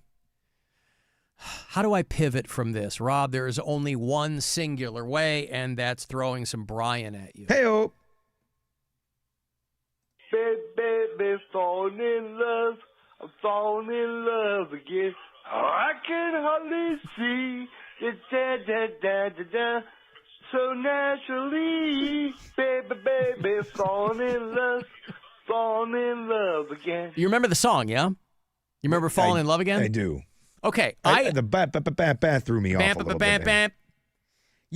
I would have given you a dozen yacht rock 70s band names who I thought did that song, and I would have been completely wrong. Baby, falling in love. You'll never get it because I've never heard of them before. That was their biggest hit. Falling in love again. They All had right, who is it? Hamilton, Joe Frank, and Reynolds. Yep, nope. Nope. Yeah. No, three. Dan Hamilton, Joe Frank Carollo, and Tommy Reynolds. They came from a band called the T-Bones. And they had a huge hit, Fallen in Love, 1975. And I assumed that it was like any one of those 70s yacht rock bands, right? Ambrosia or Firefall or Player or whatever. Take your pick. Nope. Hamilton, Joe Frank, and Reynolds. Never heard of them before. But Brian pulls them out of his ass and turns them over to us. Baby, falling in love. I'm falling in love again. Oh, I can hardly see. Da-da-da-da-da. So naturally, baby, falling in love again. Yeah. Thank you, Brian. It'd be funny if these guys did that. They probably don't tour anymore, but I think Hamilton is dead. Hamilton, Joe Frank, and Reynolds. What a clunky name for a band. Two of the guys are like, I only want my last name. And the middle guy goes, I want my two first names. Okay. Yeah, I'm not Hamilton. I'm not Frank. I'm Hamilton Frank, goddammit. Hamilton, Joe Frank, and Reynolds. Wow. Thank you, Brian. I appreciate that, pal.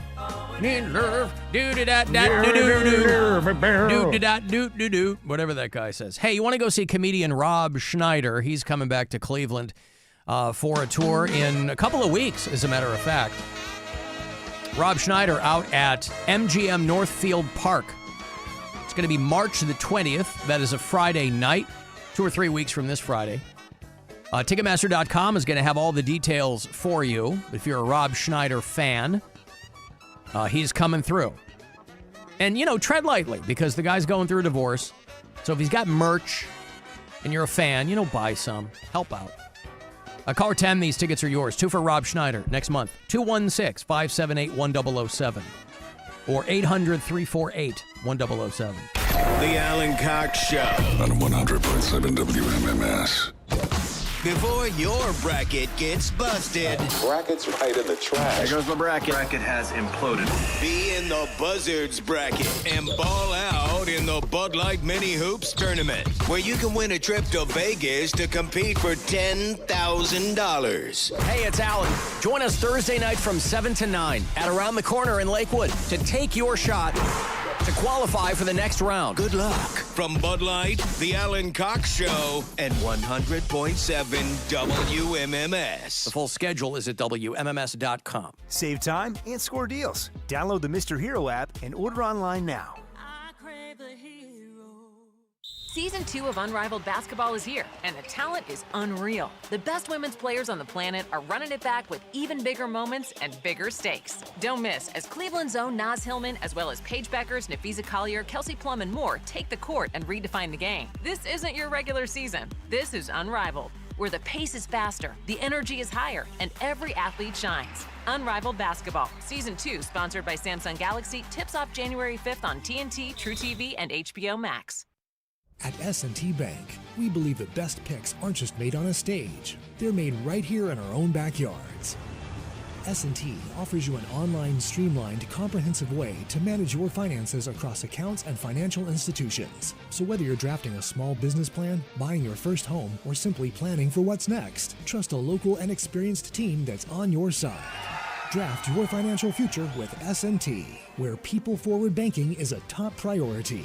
S&T Bank, member FDIC. Hey, it's Alan. I tell you, when I go to McDonald's, I go right for the Filet-O-Fish, no joke. Right now, get 2 hot, crispy, delicious Filet-O-Fish sandwiches for just $6. Wild-caught Alaskan pollock, melty American cheese, and topped with creamy McDonald's tartar sauce, all on that soft steam bun. You can get the 2 Filet-O-Fish sandwich extra value meal. You get a medium fry, medium soft drink like a Sprite or Diet Coke. Order ahead in the app. Saves you a lot of time. Offers available for a limited time only from February 18th to April 6th. Prices and participation may vary. Single item at regular price.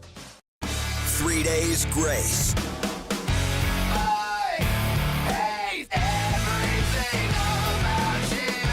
Alienation Tour. Adam Gauthier returns alongside Matt Walsh live this Thursday night at Rocket Arena with special guests I Prevail and The Funeral Portrait. Get tickets now at rocketarena.com. 3 days grace in concert. Hey, good morning. You're heading to the airport, right? Yep, thanks for checking. I like the car. How long have you been a rideshare driver? About 3 years now. I really enjoy it. Isn't it hard to make money these days with the price of gas being so high? Not for me. I use Upside, the free app that gives you cash back for every gallon of gas you buy. Wait a minute. Are you saying you actually get real money back when you get gas with the Upside app? Yep, I get real cash back every time I get gas. Does that actually add up to anything? I'll make around $200 to $300. Wow, that's serious extra cash. I'm downloading the Upside app now. Download the free Upside app now to earn real cash back every time you buy gas. Use promo code EASY for an extra 25 cents per gallon bonus on your first tank. You can cash out anytime right to your bank account, PayPal, or a gift card for Amazon and other brands. Just download the free Upside app and use promo code EASY for a 25 cents a gallon bonus on your first tank. That's code EASY. Mortgage rates have dropped, and the best news is they're expected to go down even more. Hi, I'm Mark Stefanski, Chairman and CEO of Third Federal. If you've been thinking about buying a new home, now is the time. And with Third Federal's Buy Now, Refi Later program, you don't have to wait for rates to drop again. You get the guaranteed lowest rate now, and if rates drop later, even after you close, you can refinance to a lower rate for free. That's right, for free. And now with Third Federal's Early Rate Lock, you can lock in the guaranteed lowest rate even before you find a house. So you'll always have the best rate. So don't wait. Call Third Federal today and lock in the guaranteed lowest rate. Right now at Third Federal, lock in 5.79%, APR 5.81% on a 30-year fixed-rate purchase mortgage and refinance later if rates go down for free. Visit thirdfederal.com or call 1-800-3rd-FED today. APR reflects 15% down for $350,000 loan amount. Rate requires automatic payment program and is subject to change. Restrictions apply. See conditions for buy now, refi later. Lowest rate guarantee and early rate lock at thirdfederal.com. Equal housing lender. You know that Big Bargain detergent jug is 80% water, right? It doesn't clean as well. 80% water?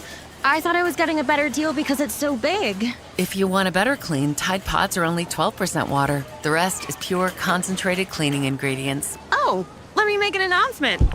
Attention shoppers, if you want a real deal, try Tide Pods. Stop paying for watered-down detergents. Pay for clean. If it's gotta be clean, it's gotta be Tide Pods. Water content based on the leading bargain liquid detergent.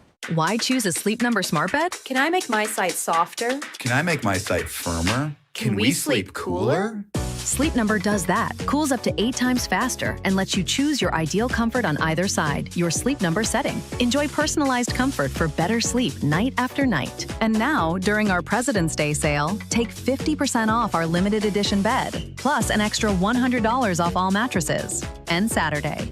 Only at a Sleep Number store or sleepnumber.com. And Doug. What a horrible call. Hey, ref, open your eyes! Ref, you're really not gonna call that? Come on! Hey, ref, why don't you customize your car insurance with Liberty Mutual and save money? I don't think you get what we're doing. Sure I do.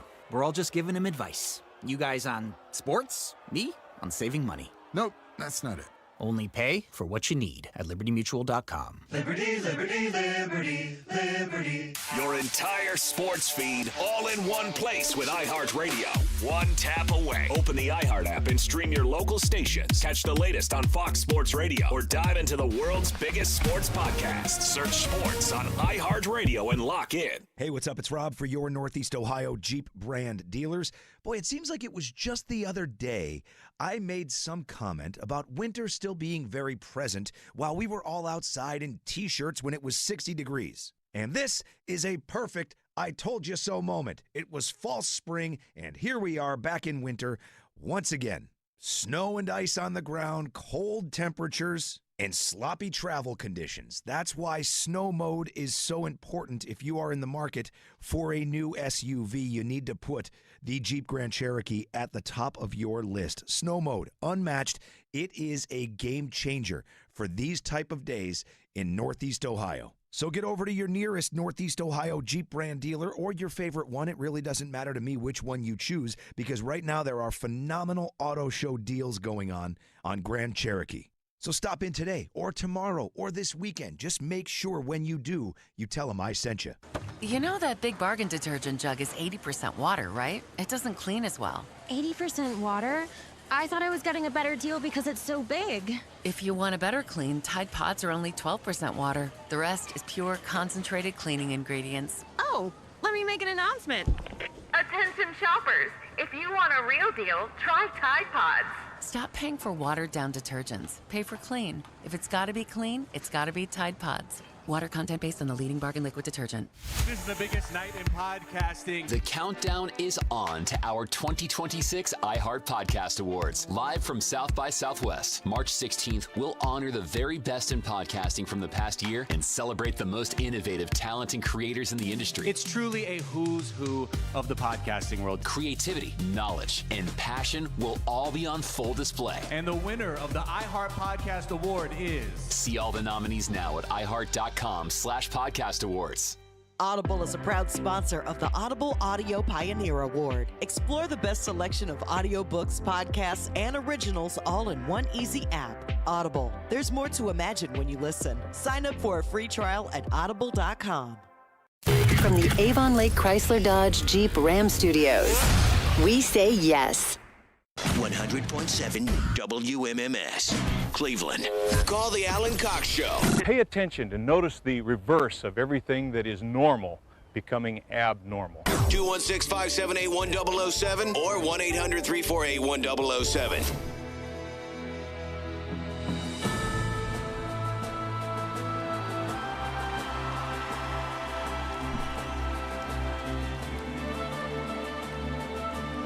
This is the song that Metallica walks out to. It's called The Ecstasy of Gold. Very, very famous song from The Good, the Bad, and the Ugly. It was, Ennio Morricone was the Italian composer. The guy's name was synonymous with not only spaghetti westerns, but, you know, the guy did hundreds of film scores. And Metallica, I don't know if they still do, but they did. Last time I saw Metallica, they walk out to The Ecstasy of Gold. Yep. This was them and the San Francisco Orchestra. I think this was part of that S&M record. And they're doing the Sphere, yeah? Possibly? I don't know. Yeah, it's unannounced, but they're talking about it, and I think there might be something coming. I've seen articles. There was a thing with Lars Ulrich, and they go, are you guys going to do a thing in Vegas? And he goes, as much as he'll commit to something, right? That's right, yes. So, but I don't know if they still walk out to The Ecstasy of Gold. But purely coincidentally, somebody texts me in the break, and they would go, hey, out of curiosity, have you ever heard the Norwegian National Symphony do The Ecstasy of Gold? I go, it's funny you mention that because I've got the Metallica one in the chamber here because I was reading a story about Osaka, Japan. And someone has anonymously gifted the city of Osaka. It's the third largest city in Japan. I guess Tokyo would be the first. It will be the second largest city in Japan. You know, so many people over there turning Japanese, Rob, that, you know, if any of them, I'm sure they could call and let us know. But Osaka, Japan, they got an anonymous gift of $3.6 million American worth of gold bars.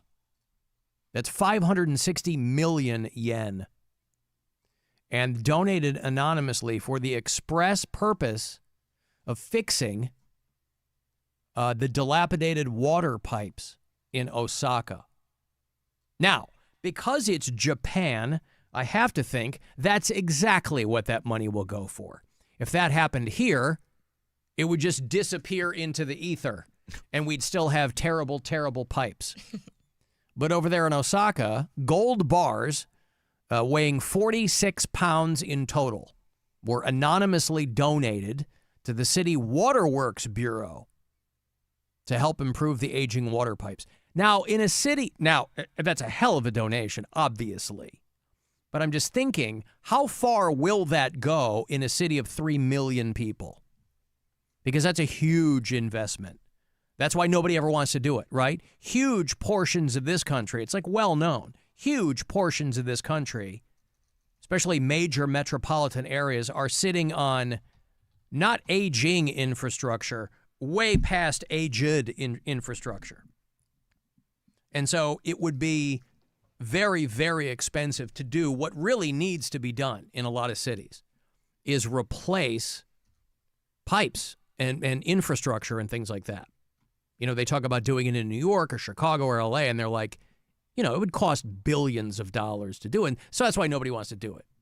So that kind of money there in Osaka is no small thing. But I was just curious, in a city of, 2.8 million people, how far would that go? Yeah, I could do all the pipes for that.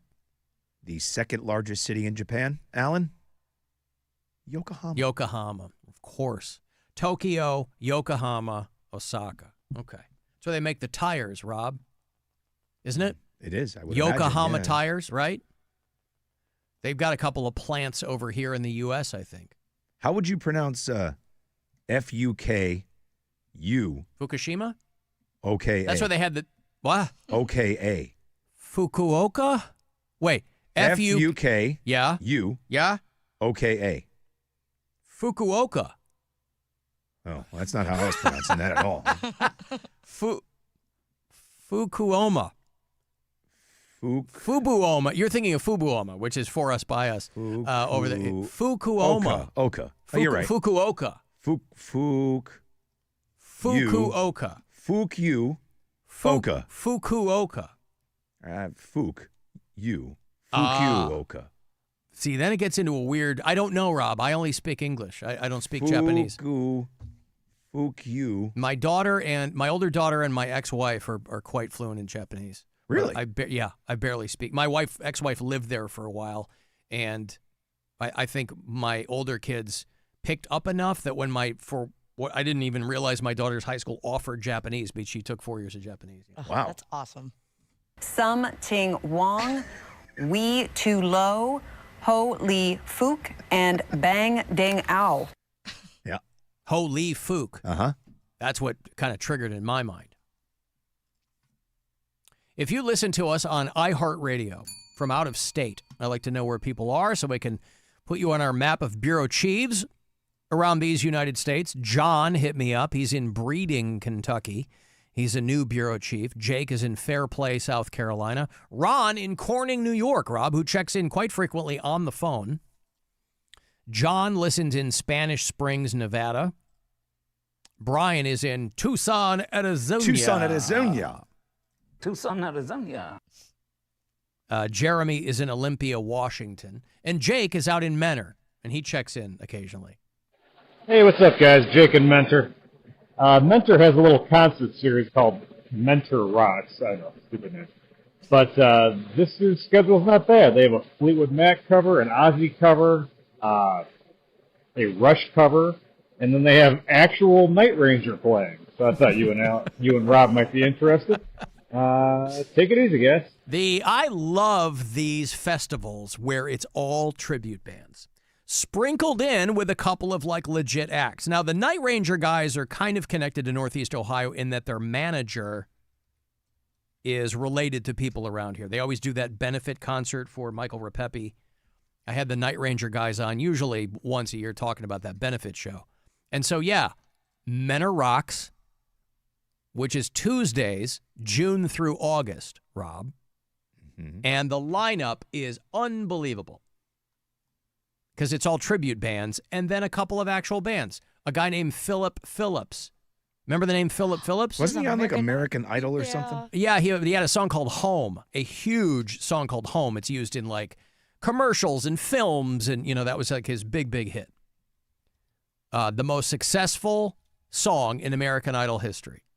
So Philip Phillips is going to be there. And like Jake said, Night Ranger is going to be there.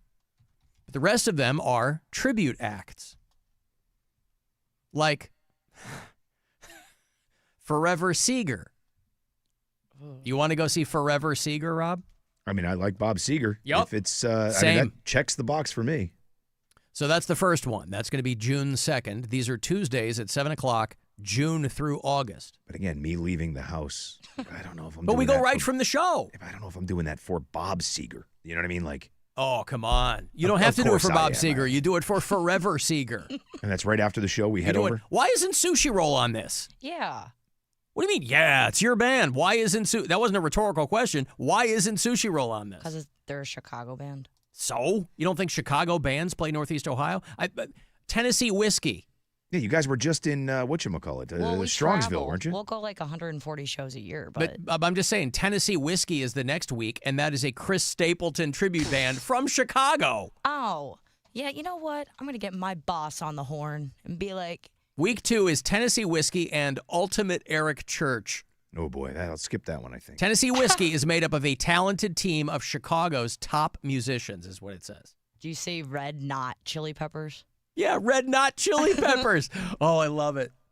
That's better than Red Hot Chili Pipers. The Red Knot Chili Peppers, Rob.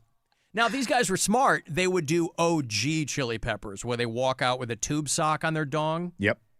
That's how you do it. Not like late stage Chili Peppers. Thank you, everyone. We're the Rock Socks. Fleetwood Gold is playing, America's Fleetwood Mac Experience. And if you're the John McVie guy, you got to wear the tam o'shanter. You got to wear the vest. You know what I mean? Like, you got to look like the people. If you have any distinguishing sartorial characteristics. If you're the Stevie Nicks singer, you got to wear, like, flowy, gauzy dresses, right? Mm-hmm.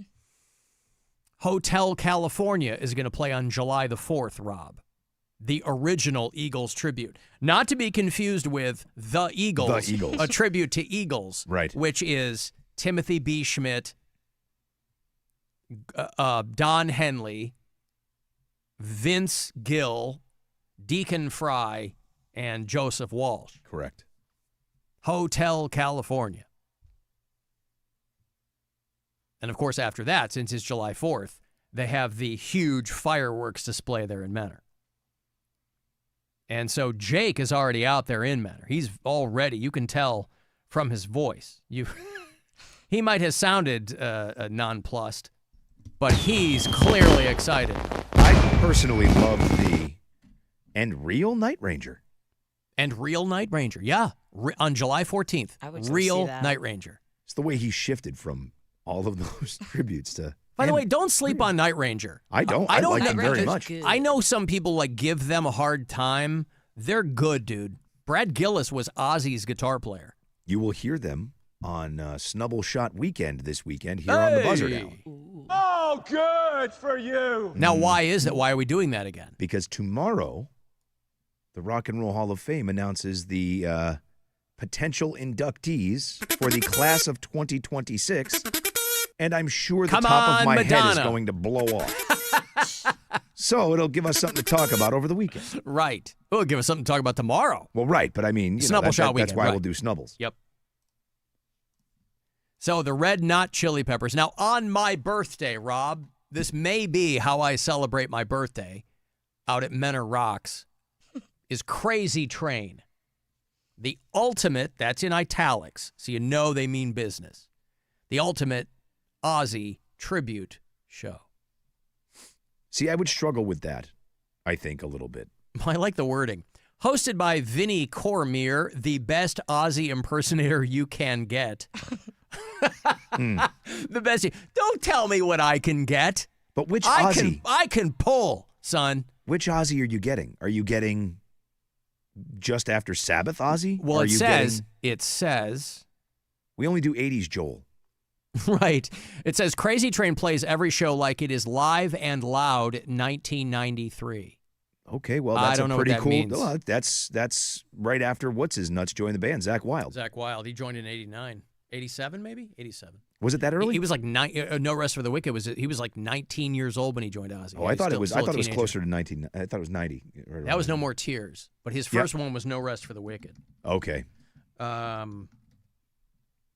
Which would have been. So when did Randy Rhoads die? 81? Because Jake E. Lee was on Ultimate Sin and Bark at the Moon. And then that was Jake, but Jake didn't go through those. Yeah, it was, did he go? It was Jake and then Zach. Was it really? Yeah. Okay, yeah, see, I got because them Ultimate Sin, order. we were just talking about Ultimate Sin yesterday, the 40th anniversary. So that was 86. No Rest for the Wicked was 88. And that was the first one that First was Zach Wilde. Okay. And I think he was 19 years old when he joined, Yep. Zach Wilde, Bob Daisley back on the bass. So the longest running guitar player, obviously, the Gus entire G. time. Oh. Yeah. No, it was Zach. Zach, yes. Yeah, because he still went out with him. Right. And he wasn't out with Black Label Society. So 93, still very good Ozzy. Okay. Right? I mean, that's like if this dude is impersonating Ozzy from 93 or tribute to Ozzy from 93, that's a good, like it's not, hey, we're the best Ozzy Osbourne tribute band from Ozzy 2017. Right. You're not doing Black Rain. You're doing No More Tears, Osmosis, Man, I'm excited about this. And I know they do these every year, but I think maybe it's just my overarching desire for summer that I will stand there on my birthday in Menor and watch a guy pretend to be Ozzy Osbourne. You are going to go? I'm not ruling it out. Rob, they have actual Night Ranger playing. That I would probably go to. I think they should call themselves that for this show only, because all the other tribute acts, obviously, they don't tell you what band. Well, I guess they do, a Rush tribute, but they're kind of coy in the descriptions. So there's a three-piece called New World Men, hailing from Montreal, and of course that's a Rush tribute band. Boy, you got your work cut out for you if you are a Rush tribute band. Right. With respect. Creep and Hollow. Those are two bands. I have to assume. Well, Creep would be STP, right? Creep and Hollow? Who are they tributing? It's either going to be STP Radiohead or Radiohead, yeah. And who's Hollow? I don't know. Alice in Chains? It says honoring two of the most iconic bands in rock history. Boy, why is it so coy? Just tell us. Yeah, which ones? Another band called REO Survivor. And Loverboy, but that's not in the name of it. Survivor. So they're going for a 2-hour a hybrid tribute. REO Speedwagon, Survivor, and Loverboy. I get it. And Loverboy? I'm so high on you. Where's Loverboy in the title? Random. It's not in the title, but they should have been. It would have been too clunky. REO Loverboy. Or no, REO Survivor Loverwagon. REO Lover. It should have been REO Survivor Boy. You got to squeeze, yeah. Love REO Survivor. Lover Survivor REO. REO Survivor Boy. They should have gone with You got to mark your calendar for September 23rd if we're talking about concerts. Okay. Globe Iron. Yeah. Keep the telling Melvins? you. No. Oh. St. Paul and the Broken Bones. I told you about them a while back. You got to go see them. I'm going to that show. On the 23rd? September 23rd. It's I already bought Wednesday. tickets. I know. All right. We'll go over right after the show. Well, it makes sense to go see REO Survivor Boy, Rob. And a band I really want to see, so I'm going to go for that one. And I me, school nights, I'm like, I don't want to go out. But and by the way, that's a great band live. This is all hashtag not an ad, but Jake dips in from Menor and goes, hey, FYI, it's a bunch of tribute bands and actual Night Ranger. You had me at actual Night Ranger. Have you seen them? 100 years ago. Yeah. I saw them they played like a picnic type thing. Yeah, I saw them at a Rib Fest. It was excellent. Yeah, they were saw them at so a Rib good. Fest. I saw them and George Thorogood at like the Allegan County Fair or something when I was on in Kalamazoo. Yeah, they were great. ABBA Revisited is going to play. Think they'll play Something Going On? Hello. I wonder if they have to do fake Swedish accents, right? You know, like they're all from like Norton. You know, I know they're not from here, but I mean, like these are traveling bands. But, yeah, ABBA Revisited, because these bands tour the world. You know what I'm saying? Yeah. Like they go, hey, ABBA Revisited is playing the Philippines or whatever. You know, they're playing a swingers cruise in the Bahamas. Gig is a gig, man. You put those blonde mop-top wigs on and you get out there and you do Waterloo and you collect the checks. August 14th, Just Like Pink. No, guess what she's tributing? Problematic. Pink Floyd? No. Now that would be great. The best hits of Pink and Pink Floyd. You want to talk about costume changes, boy. Oh, all these Pink Floyd tribute acts that we give away tickets for, you know, and they're all great. I mean, Brit Floyd and Wish You Were Here, and anytime they come through, we do tickets for it. If there was a Pink, it was just called Pink Floyd, but there's a slash between Pink and Floyd, that would be awesome. You think it's just the logo, but then you see it's literally they're doing all Pink and Pink Floyd songs. Yeah. She goes from, you want to talk about whiplash, goes from Beautiful Trauma into like, you know, Shine On You Crazy Diamond. Yeah, I love it. Seven Summers, which is a tribute to Morgan Wallen. Wonder if there'll be a lot of N-words worked in the onstage patter. I mean, if you're going to do a tribute to Morgan Wallen, you got to get all the points of interest for that crowd. It's attention to detail is the most important thing. So you better be hammered, and you better be throwing the N-word around. Also feels like a little premature for an artist to have a tribute act. But what the hell do I know? And then it's like the biggest artist in country music right now, isn't he? Yeah, but, I mean, how big is his catalog? It doesn't need to be that big, I don't think, right? All right. You just go out there and here's another dumb song you know. You pat it with N-words, they'll be happy. And then the season wraps up with Escape, Rob. And, of course, you know who they are a tribute band for. No. Journey. Focusing. Yeah, they had the album called Escape back in the day. Journey Escape. All the things that you could call your Journey tribute band, that's what you're going to go with? Well, they use the 4 for the A and the backwards E for the 3. Well, yeah, but that's a visual. If I had seen that, I would have gotten it. But Escape, I'd be like, okay. What should they call Pina Colada band tribute? Like, we do the hit of Rupert Holmes. Yeah. And the answering machine song that he did. Leave me a message. Remember Rupert Holmes' answering machine song? I don't think so. I thought he was a one-hit wonder. No, it was supposed to be his big follow-up to the Pina Colada song, but he was never going to have a hit that big. But he had another song called Answering Machine that was, well, he had him. Him was okay. He had a couple of, like, middling hits after the Pina Colada song. They were all from the same album, and they all sounded kind of the same. Pina Colada song has to be the most screwed up lyrically song of all time. I mean, like just so just damaging to that relationship. Like how is it cute that you discovered it was each other? Oh, thank God it's you. I'll be banging you on the dunes of the Cape, dearest. I was hoping it was somebody else, but thank God. Not only that, but if the crux of the song is that they'd been together so long that they were tired of each other, how do they not know all those things? Oh, it's you? How do they not know that you like pina coladas? And getting caught in the... You like getting caught in the rain, too? Oh, my God. How did we never know this about each other? I mean, by the time he gets to Answering Machine, he's basically, the lyrics are just like, hey, call me, leave a message for me. And Him is an okay song, though. What's she going to do about him, right?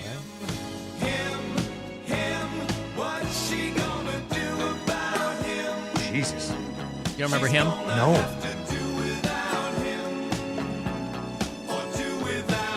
I'm Rupert Holmes. Here's another song about cheating. Rob, it's a classic Him or Me song. Who among us has never been there, right? Glenn Fry did it. Are you going to stay with the one who loves you, or are you going back to the one you love? That seems like a pretty simple decision, but I get his point. Hey, you want to go see Maynard Keenan? Yep. He's a young man from Ravenna, Ohio, who fronts a band. I saw their logo in the mirror. It's called Loot. No, turn it around.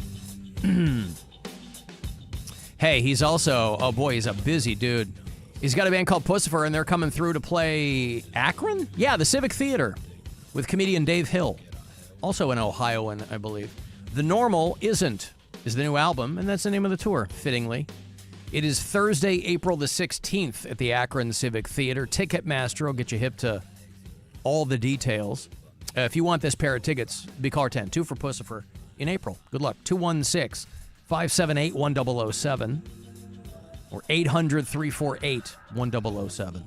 It's the Alan Cox Show. On our free iHeartRadio app and your favorite smart device. Just tell it to play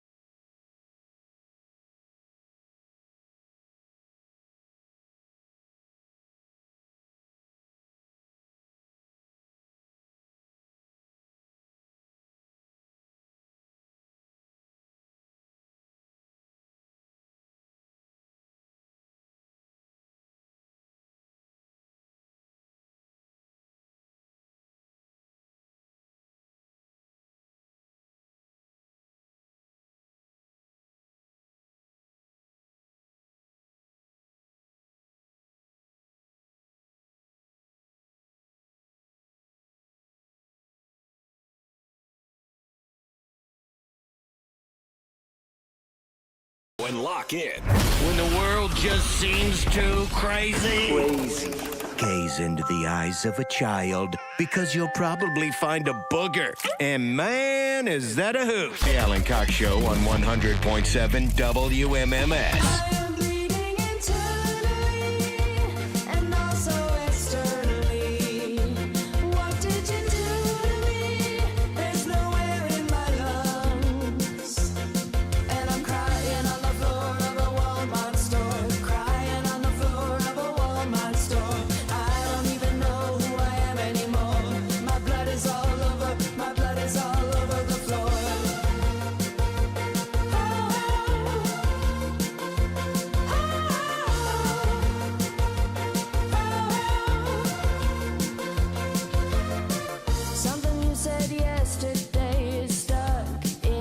Cavalier's play tonight here at home. Oh, it's going to be a busy Tuesday night in downtown Cleveland, Rob. Mm-hmm. People walking to and fro.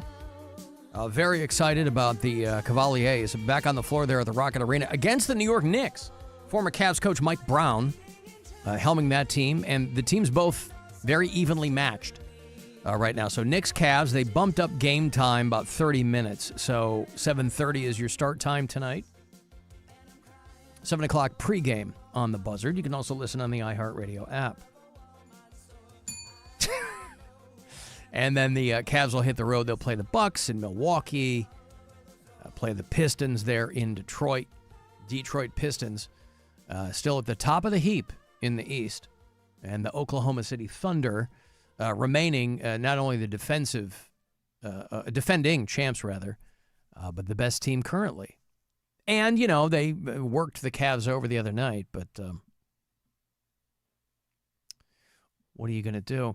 Remember, you can use the promo code LOVE through the remainder of the month. I guess that takes you through this weekend, Saturday, maybe. Through February, you can use LOVE for 15% off at CLE Clothing Company. I was looking at the rundown of the snow in New England. I'm sure that you probably got some information on that. Yeah. A monster storm. I was watching some... Pardon me. So, I'm gonna burp. It crept up on me. I didn't even mean to do it. My apologies. It was Scusi. Out there on Long Island, you know, our friend Mary Santora lives in Queens. She's in the middle of all this. They were getting 3 inches an hour on Long Island. Yeah, they were, and it was snowing. They got over a foot of snow in the Bronx. They got 13 inches in Brooklyn, and they got 1.5 feet of snow in New Jersey. New York, Boston, and New York and Boston getting 20 inches. And you might have seen some video of, Rob was talking yesterday, they basically shut down the state of Rhode Island. Yeah. Right? Yeah. My buddy sent me a picture. It was like from his front door. He opened the door. The snow is just, following the shape of the door. And it's, 3 feet up off of the ground. And then down into his driveway, the mailbox at the end, you can barely see the top of the mailbox. Insane how much snow came down. Yeah, it's wild. Wind gusts, 84 miles per hour out on Long Island. Boy, they were out on Ronkonkoma, boy. They were flipping out. 73 miles per hour on Cape Cod. Yeah, dude. Coastal flooding up the eastern seaboard. And 5,000 flights canceled. 100,000 people in New Jersey without power. About 67,000 in Delaware, and about 40,000 people in the state of Massachusetts without power. And we, Rob, you think that's bad? We're supposed to get an inch tonight. We're supposed to get an inch tonight. We're supposed to get an inch tonight. That's what I tell my wife every night. What do you of snow. An inch. Honey, tonight it's going to be like Cape Cod up in here. Going to get 13 inches tonight.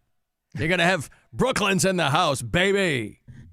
So, yeah, that's pretty intense. Now, here's the next problem that they've got, and they're already writing about this. Who's going to clean up all the poop in the snow in New York City? The sidewalks are covered in dog poop. You know, you're supposed to curb your dog. A lot of people don't. You know, when the ground is blanketed with snow, they just let them drop their steamers right there. People just stop picking up their dog's crap. I guess I don't quite understand that. I'm a big proponent of curbing your dog, no matter where you are. I think it's rude otherwise. And I guess I understand the inclination to just go, well, it's in the snow. But you do understand what happens to snow. I mean, you are a grown-ass adult who understands that snow will melt, and then everybody will be complaining about how the sidewalks are melted snow and poop. So maybe just pick it up when it happens. Exactly. Now that the temperatures have, this was last week, by the way. They got a whole, that round of poop is probably covered with fresh snow. But this too will pass and it will thaw. And, you know, pet owners, it's a legal thing. Like you're legally expected to curb your dog, regardless of the weather conditions. And it's just gross. It's always amazing to me, the people who just let their dog, listen, if you're living in the suburbs and it's grass or whatever, like, okay, you're still supposed to pick it up. But in a city like New York where people are walking their dogs around the city and it's snowing and that's all going to melt. And you're walking on the sidewalk and the dog takes a crap and you leave it there. Fortunately, you know, New York City is pristine in every other way. Oh, yeah. So that's not going to bother you at all. Little dog crap's going to clean up the city, I think. I mean, you can theoretically be fined, but I can't imagine they're handing out dog crap fines. You know, you can get a $250 ticket in New York. Well, that's what I was laughing. They were talking about, so over here, the restaurant's going, they're moving, right? You talked about that before. And they're talking about all the things that they could use, like, well, what if we were to build this, or what if we put in that, or what about a dog park? I'm like, could you imagine if they build a dog park for this building? Like, the amount of dog crap that would be in that park. For our building? Yeah. Yeah, but they have one on the roof next door to us. No, I know. Yeah. Right, but I'm assuming in that building, people might pick it up. You ever walked out here in between to go get a coffee? Like across the way? There's dog crap everywhere. Well, some so of that's not human. Picking it up now. Well, that's some different. of it's human crap. Only the pieces with corn. I don't know. There might be some dogs that really enjoy I couldn't, green giant niblets. I'm just shocked at, like, the lack of concern people have for picking up. Like, I've never in my life walked. I've taken a walk with my dog, had him go to the bathroom, not have a bag, bring him home, go back, and pick up the crap because I felt that. Like, of course. Why would anyone leave dog crap like that? It's so disgusting. If you have an animal, it's gonna poop. Of course. Yeah. I mean, I'm not looking forward to the spring thaw in my backyard. Oh, because the puppies out there. Yeah. I mean, I'll go out there and I'll do, you know, once we did have grass for a few days, but I didn't really, you know, take that opportunity to get back out there. But the people who are living in cities, you know. Just pick up after your dog. Like, you want to have a dog, just like, it's not hard. Buy little bags. They're no cost whatsoever. I use the bag each and every single time at my house. Even if I take the dog into the backyard, if it craps, I pick up the crap right away. Well, because you got the little bag holder on the leash. Right. Yeah. Or put the bag in your pocket. And if you don't want to buy the bags, keep the bags from, like, Giant Eagle. You mean before it has poop in it? No, after. I like to put it in my pocket just to like a hand warmer. Hang on to it. Yeah, it keeps me warm outside, yeah. I get it. Yeah, just curb your animal. I pooped my pants. I ate too much corn. That's gross. It's a guy's dog right there. Pig. Yeah. So, they have to contend with that now with all this fresh cover of snow there in New York. But when that thaw happens, there's going to be, you know, they're going to be ankle deep in turds, Rob. Another good title for a memoir. Yes. Ankle deep in turds, the Alan Cox story. Yeah, that is a good one, isn't it? I've got some sperm news if you want some of that. Sperm news.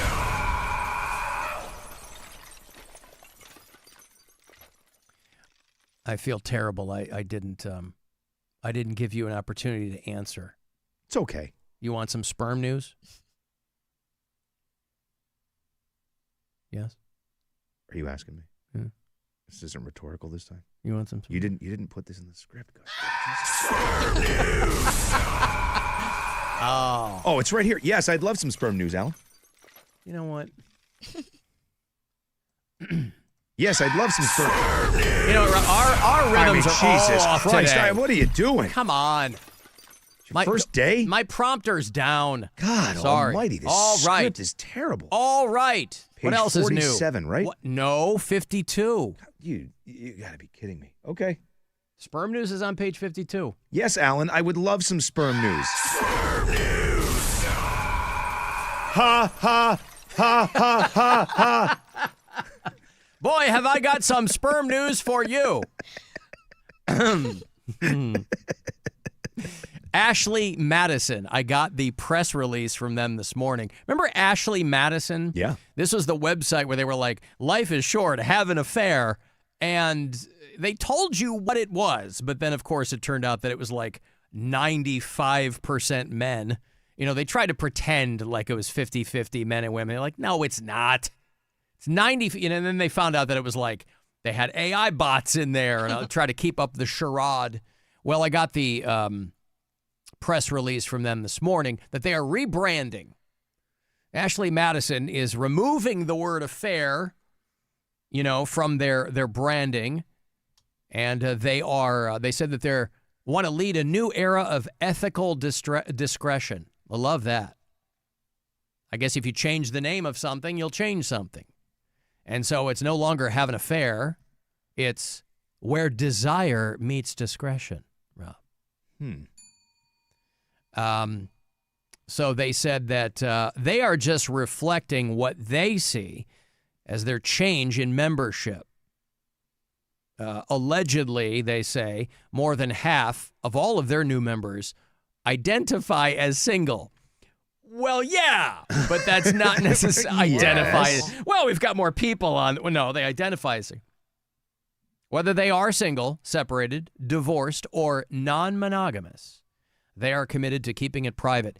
Yeah, they had one problem after another, right? They had a huge data breach a couple of years ago. So there's all kinds of stuff out there. So once you got enough stink on your name, you know, it's very reminiscent of Clear Channel becoming iHeartMedia. Yeah. And so Ashley Madison is no longer associating themselves with overt affairs. I guess they want to pivot to covert affairs, which is more in line with what a lot of those websites are anyway. One of our bureau chiefs are in Kentucky or no? Who sent me this? Oh, Rebecca sent me this on the Alan Cox Show Facebook page. A guy in Henderson, Kentucky. Now, Henderson is right across the Ohio River from Indiana. And somebody was driving by, the local news covered it, but somebody was driving by and called it in that there was a guy on the side of the road having sex with a dead deer. Whoopsie. Oh, boy. With a disturbing development out of Central City where a Davis County man is behind bars facing charges of sex crimes against animals. According to the Central City Police Department, a driver called 911 after seeing a man identified as Alan Osborne. Does that look like a guy who's going to be having sex with a dead deer? Yes.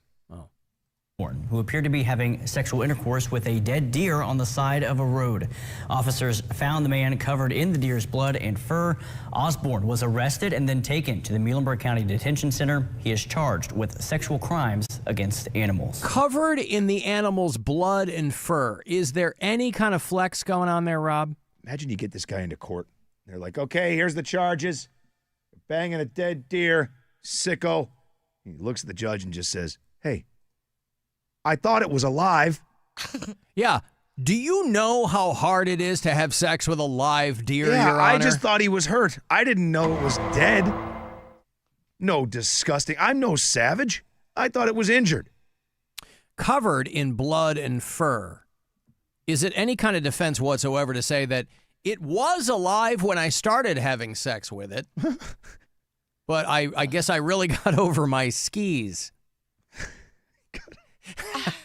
I really, this guy looks. But look at his here wide out on his line on his thing here. Look at him. He's standing up against the height chart. He's like 5'2", 5'3". So this is a short dude who found a dead deer. Or again, if he's smart, his defense will be, it was alive when I found it. Alan Osborne, no relation, over there in Kentucky, sex with a dead deer. Walking by, oh, you are gonna get it. Dead deer, laying there all hot. That's what we call a 30-point F. Hey, speaking of nothing, remember Bonnie Blue? This has got to be because she hasn't been in the news for a minute. You remember Bonnie Blue? She's the British girl who, like, has sex with 1,000 guys or guys line up. And oh, yes. That's like her whole raison d'etre, right? Her real name's Tia Billinger. She claims to be, like, 26 or something like that. She claims to be like Jess's age. Now, granted, you can make the case that that's a hard 26, boy, when you're having sex at 400 guys. Some people call bull shrimp on the age. But she posted a video saying, well, I'm pregnant. Right. From the 400 guys. Now, obviously, she was having people wear stuff, but she was showing her, she did a video where she was showing her pregnancy test, and the video is very weird. They show the doctor give her an ultrasound, but the doctor has a ski mask on, the whole thing. So it's probably all very nonsense. much fake. Yeah. But I guess that's how you keep your name. Yeah, to get people talking. In the paper. She famously had sex with 1,000 dudes. And then she said that a couple of weeks ago, she had a 400 guy situation where nobody used any protection. Oh, good for her. Congratulations. This has got to make you feel really good. Just so, I'm so happy. But there's no way this girl is 27 years old. She looks like 35. Looks like she's 45. You think? I don't know. She says she was born in 1999. That's a lie. 2000 party over. Oops. Out of time. Yeah, but those are, at least the last 27 hard years, man. Yeah. So she could be 27. You know what I mean? Like years. Got a lot of miles on that. So anyway, for people who have not had their recent fill of Bonnie Blue, if you pardon the pun, she's back in the news and claiming that she is now with child. And golly, what a proud little spawn that'll be once they get old enough to know what mom's been up to. But, yeah. Watch this space, I guess, as they say, some sperm news. Yes, Alan, I would love some sperm news. Shut up, Rob. I already did the sperm news. It's in the script again. I did finish writing it last night when I was very tired. God. So well, I you called me at 2:30 and asked me if I wanted to do sperm news. Rob, are we going to do sperm news tomorrow? Alan, it's 2:30 in the morning. I just wrote that we're going to do sperm news. All right, then let's do sperm news. Why did you have to call me for that? Hold on, I got to call Leslie. Hey, Okay. Leslie. What a day to have ears and have a concept of the English language. I called Leslie right after I called you, Rob, and I said, hey, are we going to do sperm news tomorrow? And she goes, who is this? Uncle Leo? What's up, Leslie?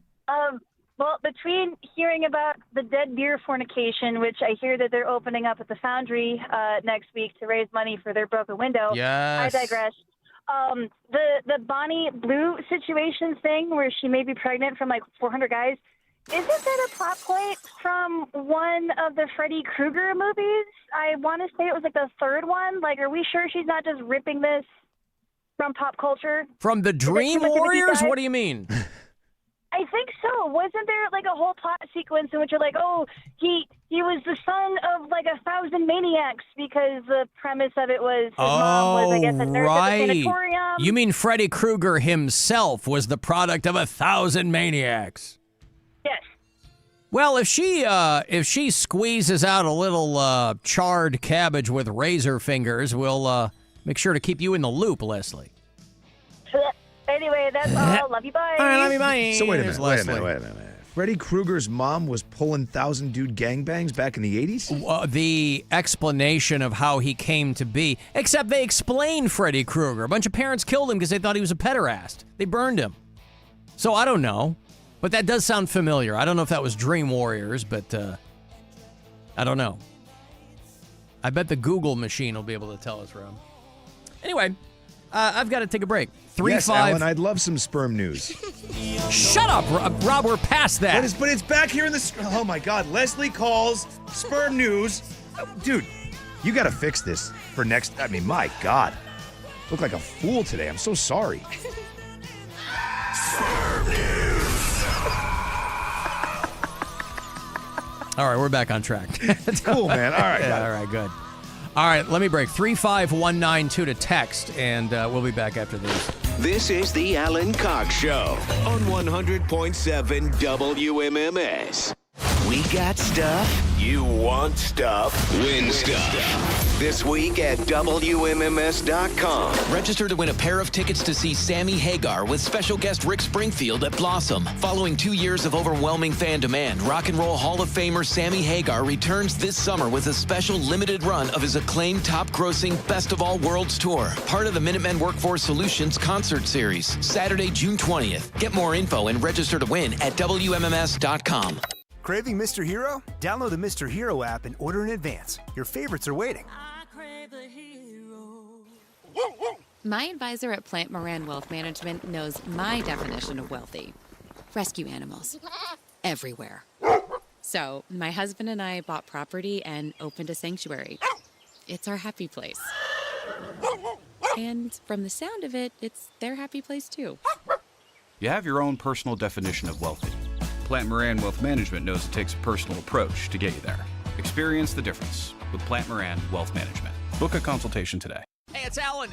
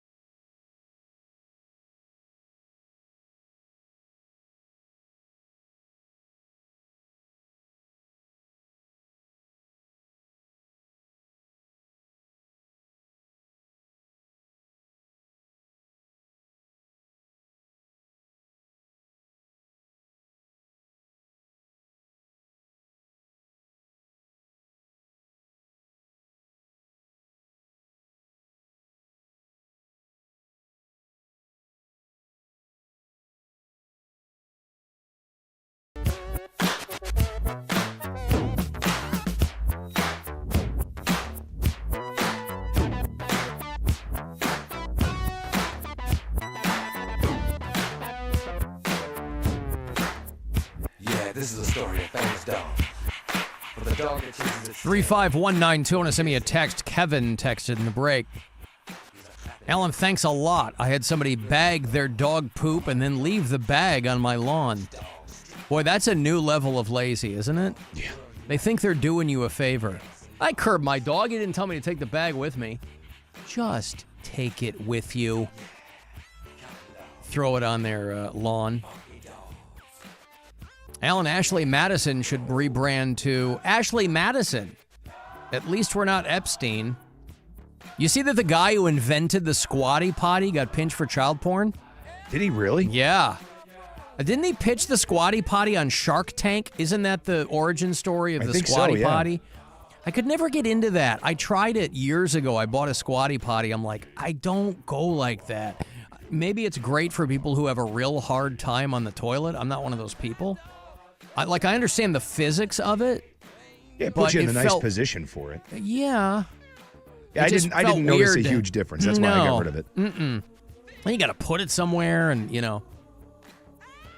The Utah man, 50-year-old Robert Edwards of Ivins, Utah, the guy who invented the Squatty Potty, has been federally indicted for child sexual abuse material. Jesus. So he's going through the... I mean, golly, this probably puts him in line for a full pardon. Sure, he'll be fine. Squatty Potty is the tool. This is how they describe it. The tool that helps people use the bathroom the way nature intended. And they pitched and they landed a deal on Shark Tank. And a few years ago, he sold the company. So he cashed out of Squatty Potty. It is one of those like painfully simple things that when you see it, everybody has the same thought. Why the hell didn't I come up with that? It's just a piece of molded plastic. And, you know, it's all about the marketing. Hey, put your feet on this. You'll have an easier time going to the bathroom. Were people having a hard time going to the bathroom? Well, they say you have more complete evacuations because you're in the proper position for pooing. Some people swear by it. So I'm not going to argue with the, you know, wildly popular. But couldn't you just, like, measure the height of it? Just go get, like, a stool from Home Depot? Well, but here's my thing. It never seemed high enough. Yeah, you'd think the legs should be up higher. Well, yeah, because maybe you could buy them in a variety of heights. I don't know. I just got the standard Squatty Potty. I literally used it for like 2 weeks. I go, the same for me. It's not doing anything. But there's a lot of people who swear by it, love them. And but the diagram they would always show you as part of the pitch was, you know, oh, it's much more natural. You know, hundreds of thousands of years ago when people are squatting, they were in a squatting position rather than now when you're sitting on a toilet, blah, blah, blah. My thought was, I'm sure by now humans have evolved to be able to properly use indoor plumbing, but okay, I take your point. But in that position, it was like the knees were in your chest. And that's not what's happening with a Squatty Potty. No. It seemed more like your legs were just at a 90-degree angle rather than whatever they were before. Anyway. It didn't really matter to me because ever since I was a young lad, I pull my legs all the way up to my chest when I have a BM. And I just sit there and I go until I'm completely empty. Mm-hmm. So my legs are all the way up. My feet basically are on the seat. You say until you're completely empty. Yeah, I wait until I'm. I'll sit there for a good 2-3 hours just to get it all, just to make sure. You never know, you know. You ever accidentally fall in? No, just come on. I'm an adult. Oh, okay. He's not taking a dump over a cistern. Yeah, I'm on the toilet. I just sit different than most people, I suppose. Mm-hmm. No, probably a standard toilet, right? Jess, are you trying to imply that you've fallen in before? Yeah. As a child, though, not as an adult. Oh. How would an adult fall into the toilet? Well, what if the toilet seat's up and you didn't know? Well, then you hit the porcelain, I see. Right? Like in the, like the middle of the night? Is this back in your drinking days? No, actually sober. Sober, you've gone into the bathroom, didn't realize the seat was up, sat on the porcelain, and your ass went into the water. Yeah, many times. Yeah. Wait, many times. This is a Jess level event. Several times. You can make the case, Rob, that, yeah, sure, who among us has not stumbled around in the dark? You know, not everybody's got a little motion light in their bathroom. You stumble around, don't realize the seat's up, and you sit on the porcelain. Mm-hmm. But you still wouldn't hit the water, would you? Well, yeah, that's Sometimes. I could see that. That's a pretty wide opening. If you're sitting there, you don't realize how much room that toilet seat takes up. If the seat's up and you were to sit down, yeah, you'd go ass into the water. Okay. But several times? Yeah, don't you live alone? I do. So you Several leaving the times. toilet seat up on yourself? No, I was on the road with a bunch of dudes, and we, share a hotel room. Yeah, this wasn't in your house. Yeah, this Okay. was on the road no. with dude. Right. Unless, no, not recently. No, in that context, I get it. You're with a bunch of dudes. They're not putting the seat down. See, I pride myself in the fact that I put the seat down. First of all, I pee sitting down. It's just more comfortable. Unless I'm in a hurry, then I'm, like every other dude. And I don't like to admit it, but it happened at a gas station one time. Oh, God almighty. Oh, trade in your parts. Oh, I God. mean, you just did admit it. So Oh, she went. Jesus Christ. She Forever went unclean. She went ass and nubbins, Rob, into a toilet rest stop toilet bowl. Oh, my God. There's no soap ever gonna get that thing clean. I've never told anybody that. Well, you Never just told told anybody. a lot of people Well, that. that's so embarrassing. At a gas station? Well, yeah, no, it's very embarrassing. Yeah, and you just admitted it to the world. What were the circumstances of this? Because you can see, I mean, it's not, you're never going to go into a dark gas station bathroom, so you can see if there is a seat or not. Well, I mean, like when we stop with the band at a gas station, we only have so many minutes. Because Yes. as soon as my boss walks out and heads to the van, we're leaving. Right, So the I timer gotta- is on. But I got to smoke a cigarette, and then I also have to pee, and then I also have to buy like an energy drink or something. So I have 3 tasks. So I hurried up. Yeah, but you have to prioritize in your time management. I mean, what's Yeah. the most important thing there? Well, Is it pee the first. Pee, then the smoking. And that's it. Yeah. And if I get around to buying an energy drink, sure. Mm-hmm. But not always. Right. But I was rushing, and I fell in the toilet. Fell in the toilet. So now, this how is do, just because the. Well, wait a minute. how do you compose yourself after that? I just, You're getting back in the car with the bottom half of you pretty wet. I mean, you wipe off. Well, no, I understand that. Paper but I mean- towel. okay. Or just dry it underneath the hand dryer. Ass up into the hand dryer. Mr. Mom. Yeah. Yeah. All right. That's battle conditions, man. I mean, when you're out there on the road, you find all kinds of ways to do things. A little frontier medicine. Never hurt anybody. You just Whoa. carry on like normal. There's no more normal. Normal changed for you that day. Yeah, but it would be worse if the last person hadn't flushed. Right? Because when Yeah. it's flushed, obviously it might be a gross environment, but that's the cleanest the water's going to be. But there's it's not Post-flush. the water. It's what's around the water that she's touching. There could be a skid there. There could be There could be rogue anything. pubes all over the toilet. Like I've this- seen some nasty toilets in my day. and you sat in one, bare I ass. fell into one. Oh my God. Gross. Oh my God. This is too much. My chest tank was low yesterday. Is it empty now? Oh. It's emptier than that gas station toilet. Yeah. Oh yeah. Anyway, the guy who invented the Squatty Potty is a pederast, and I'm sure he'll be welcomed into the current administration with open arms at some point. The FBI joined an online group. That's how they got the guy. Undercover agents joined an online group that was known to trade child sexual abuse material. When the agent entered the call, this was a Zoom meeting of people doing this. He found that the participants were viewing it during the Zoom stream. And one of the people involved in it was the guy who invented the Squatty Potty. He joined the Zoom call from Puerto Vallarta. Boy, you see what's going on in Puerto Vallarta right now. It's crazy. Yeah. City's on fire.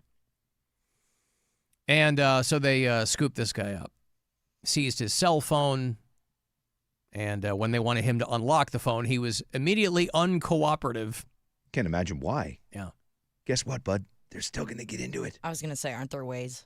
Oh, of course. They were just like, make it easy on us. Yeah, he told them that he was the former owner and inventor of Squatty Potty. He had sold the company, but sold it. He was living off the proceeds and Bitcoin.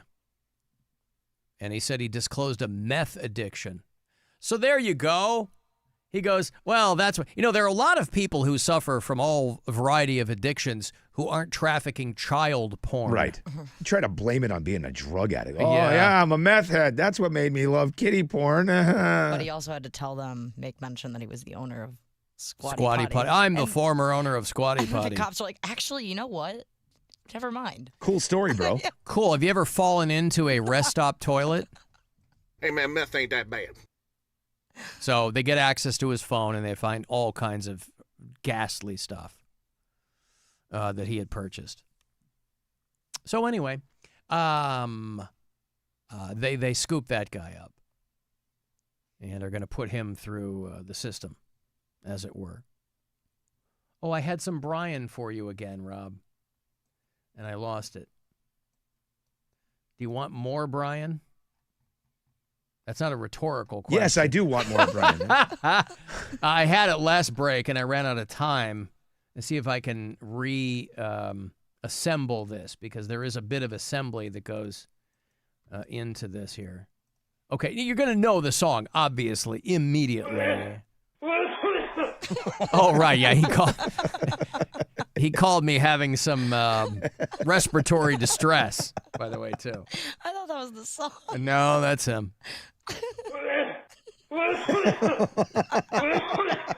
I'm never gonna dance again. And he goes right into it. Yeah. Guilty, got no rhythm. Even though it's trying to be, you know you're not a fool. I don't know what he's doing there. I think that coughing really threw him off. I honestly... It's a wildly popular song that everybody knows, and he can't even manage to conjure up the lyrics. I was hoping more than anything in the world he was going to go into Sweet Leaf by Sabbath.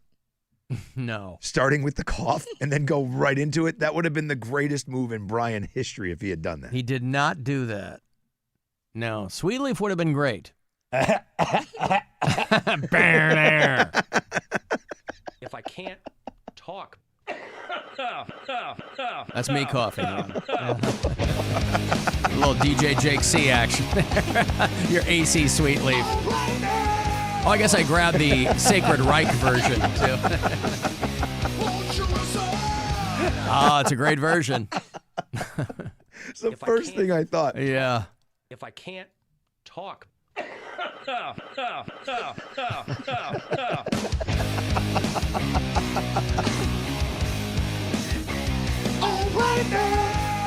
Not what Brian was doing. He's trying to get out some wham. A careless whisper. Yeah.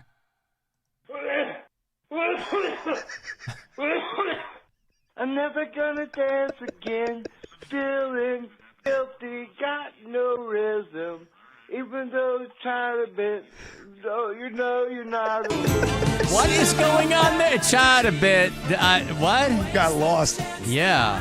You got lightheaded with the coughing. How the NOLAN remerges RN while the university or the UN mission as whole received support from all parties in the hues of the Garvins. Hues of the Garvins is what we were getting from Brian there.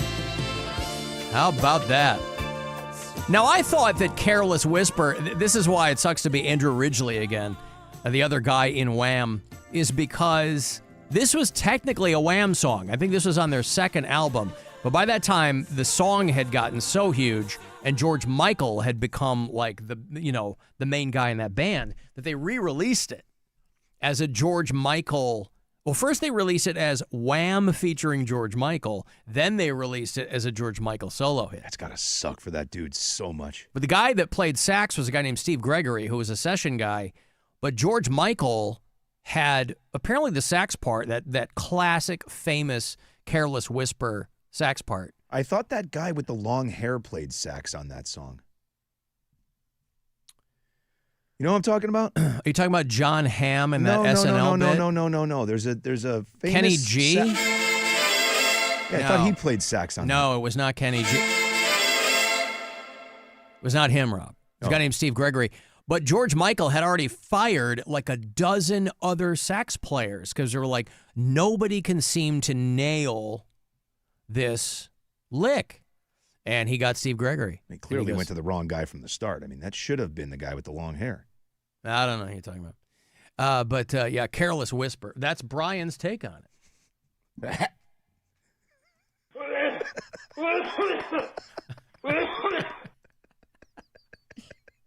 I'm never gonna dance again. Feeling filthy, got no rhythm. Even though it's tired a bit.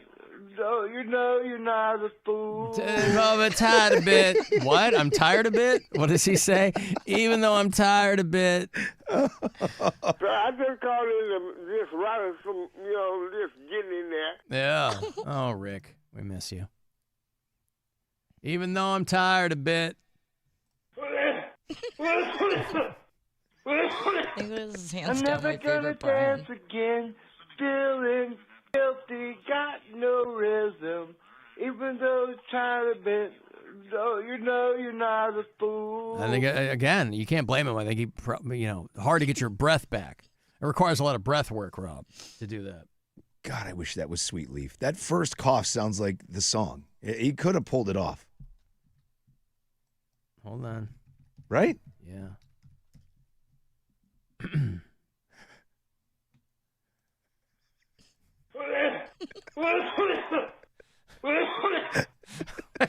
Oh, I didn't set it up right. Sorry.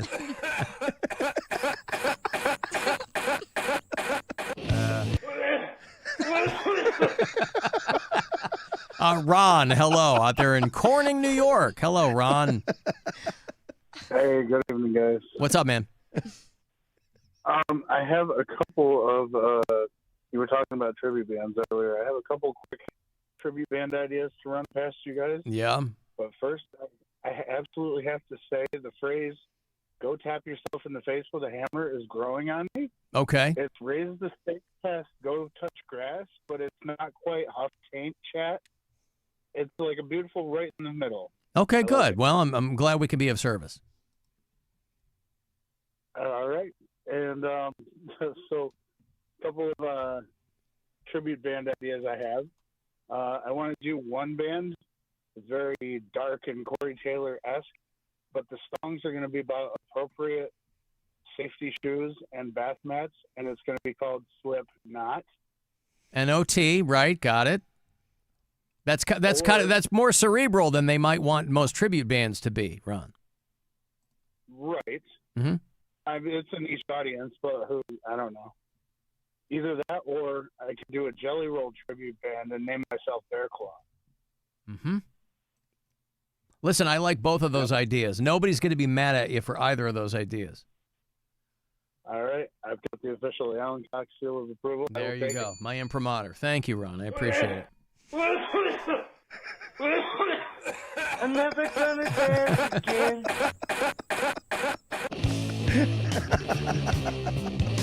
That first cough sounds just like it. I guess I have my marching orders for tomorrow. Oh, Yeah. God. All right. Hey, it is the return of the MAC basketball tournament. The 2026 men's championship game back here in Cleveland at the Rocket Arena. Saturday, March 14th, all roads lead to Cleveland for the 2026 Mid-American Conference Tournament presented by Credit Union One. Tickets for all of the men's and women's games are on sale now. That's March 11th through the 14th. RocketArena.com for all the details. I get you a 4-pack of tickets here. You got 3 pals? Round them up. The MAC 2026 Men's Championship game for caller 10. Good luck. 216-578-1007 or 800-348-1007.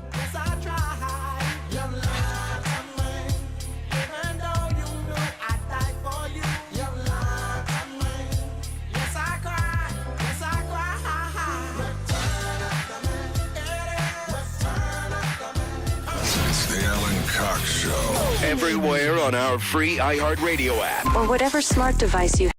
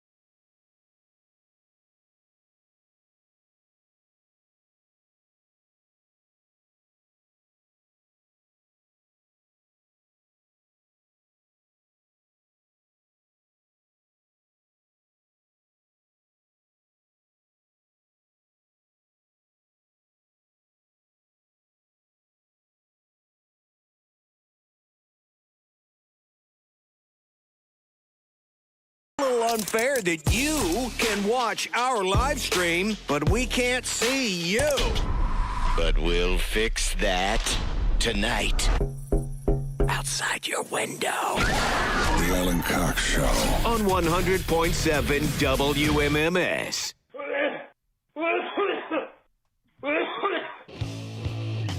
Here's the Brian Sweetleaf for you there, Rob. Perfect. Oh, yeah.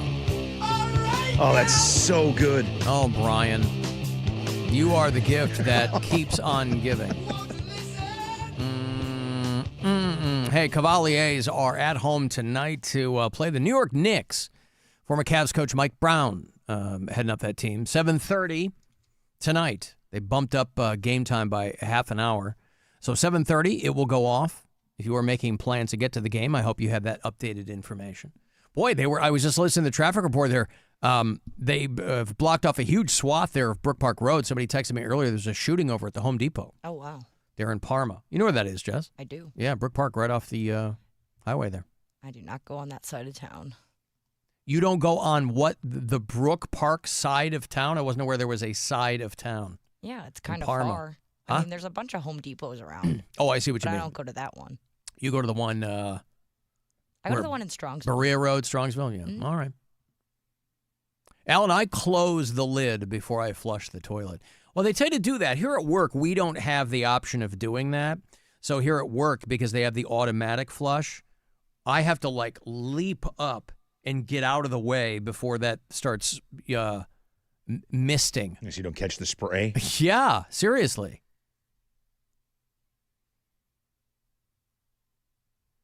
Alan, I just tuned in, and I didn't hear your take on if you're going to be watching the State of the Union. I am not going to be watching the State of the Union tonight because I can't imagine there's going to be any useful, viable information. So, no, I won't be watching the State of the Union. I'm sure everybody will have their thoughts on it. I'm sure everybody will have their red-hot takes on the State of the Union tonight. But I assume it will be the usual pablum from Trump. So we'll see what happens. Sure, it'll be a wide-ranging conversation about his amazing vision for the country and how he sees how we can come together as one, blah, blah, blah, whatever it is. So no, I will not be watching that tonight. I'll tell you what I am going to be doing, though, Rob. I'm going to start going out and trying to get people to Las Vegas for the Bud Light March Mini Hoops Challenge. Are you good at Pop-A-Shot? Are you good at getting those tiny balls into the hoop?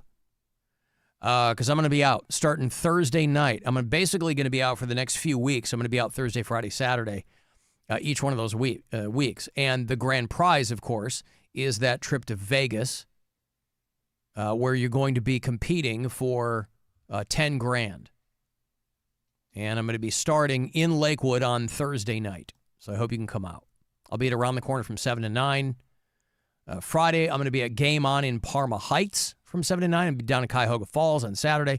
But that whole list of where I'm going to be over the next few weeks is theoretically at WMMS.com. Well, there it is. And top scorers in round 1 go on to round 2 until the finals on March the 21st. So I'm going to be out a lot over the next few weeks. I hope you can, and I'll be all over the place. I'll be in Greene and Streetsboro and Akron and Kent and, so wherever you are, I hope you can make it out. We'll have a good time. But the very first one is this Thursday night. Right after the show, I will haul my skinny white ass to Lakewood, and I will get to Around the Corner from 7 to 9. Can you imagine, Rob, winning this whole thing, going to Las Vegas, and then you win $10,000? And if that is you, your mission, should you choose to accept it, is if you win the $10,000, get back to Northeast Ohio with nothing. Blow it all in Vegas. Now, depending on who you talk to, by the way, depending on what you watch, Vegas is in kind of a fallow period right now, right? Vegas is having a hard time. Now, there are people who are there who will say, it's all nonsense. Vegas is still killing it. But I was watching a news thing the other night. They were talking to like rideshare drivers. And they were like, yeah, Vegas is having a hard time right now. Because tourism, the United States is the only like major country where tourism is down for obvious reasons. You can put 2 and 2 together and figure that out. So more business geniuses not seeing the impact of exponentially fewer tourism dollars coming in. And Vegas is kind of, for a lot of people, the epicenter of that. And so tourism is down in the United States. Big picture.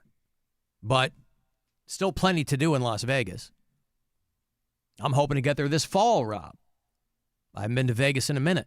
The very first time I was ever in Vegas was for my 50th birthday. I had never gone to Vegas because I'm like, I'm not a Vegas guy. Like, it's like, I'll play some blackjack or something. That's fine. But I'm not going to see Cirque du Soleil and all that crap. But it was fun, right? Get day drunk and nothing better than that. Day drinking is the best because there's a part of your brain that goes, I'm not supposed to be doing this right now. I'm supposed to be doing something else, but I am. I'm drunk and the sun's out, Rob. That was me all the time. That was Jess all the time. My brain. Always day drinking. Shouldn't be doing this. Shouldn't be doing this, but I am. Yeah, not anymore. Mm-mm. So it doesn't really matter what time day or night it is now. Jess is, as we say in the biz, stone cold sober. Mm-hmm. So anyway, I'll be out doing the Bud Light March mini hoops. Darius Garland, who was just recently traded to the LA Clippers from your Cleveland Cavaliers. I didn't know that his dad had been in the NBA. I missed that part of his CV. Did you know that, Darius Garland's dad? I did. His dad was Winston Garland. But he's from Gary, Indiana. And so it's no shock going to Cleveland from Gary that he is way happier in L.A. because of the weather. Waking up to the sun instantly changed my whole mood, he said. First day in L.A., I called my mom and said, this is the first time I've seen the sun in February. That is a great part of L.A. There are a lot of problems in L.A., but yeah, it'll rain in June, and and you do you have to wait for that haze to dissipate. Every morning you get up certain times of the year and you think it's going to rain, but it's just the haze hasn't cleared yet. And then it's another beautiful day in Los Angeles.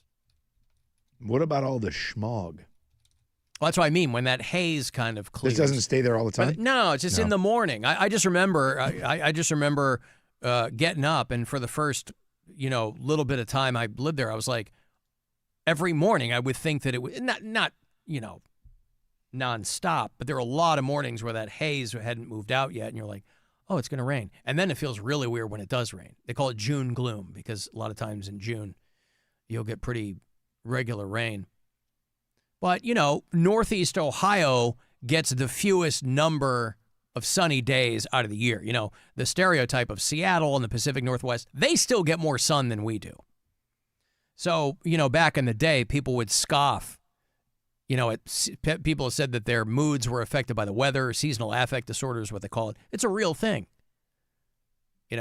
Vitamin D deficiency. And so he goes to L.A. and he's like, this is great. It's not like he's from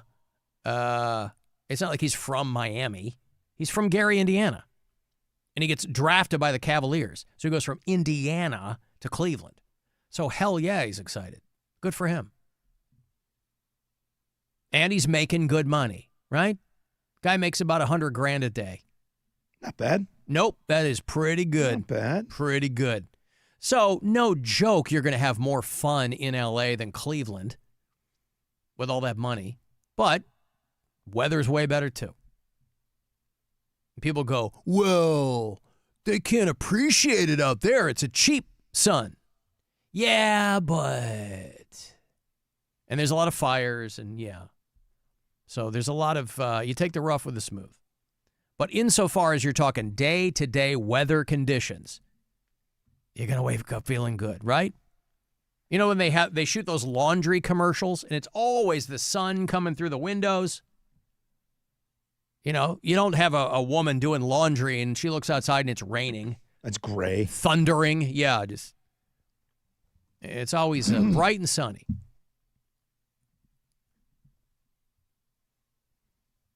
Al and I once used a porta potty. Oh, no.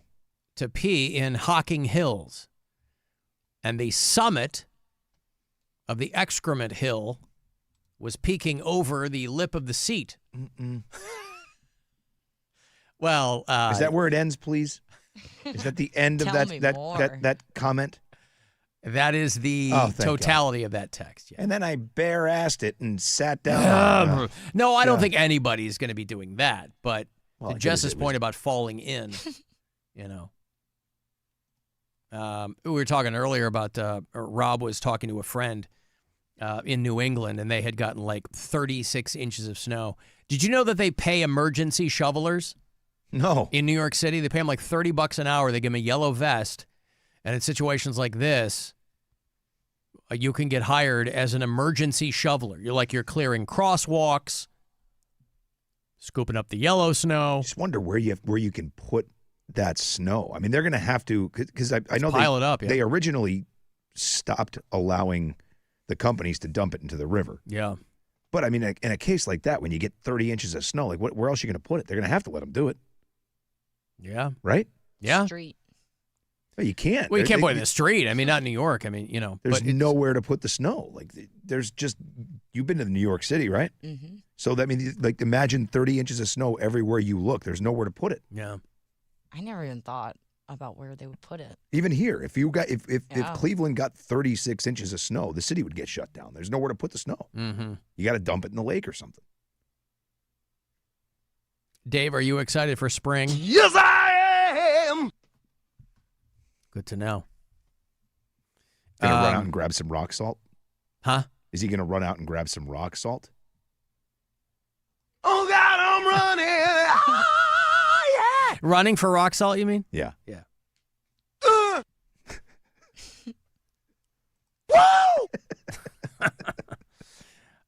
People were dunking on Chloe Kim. You know who Chloe Kim is?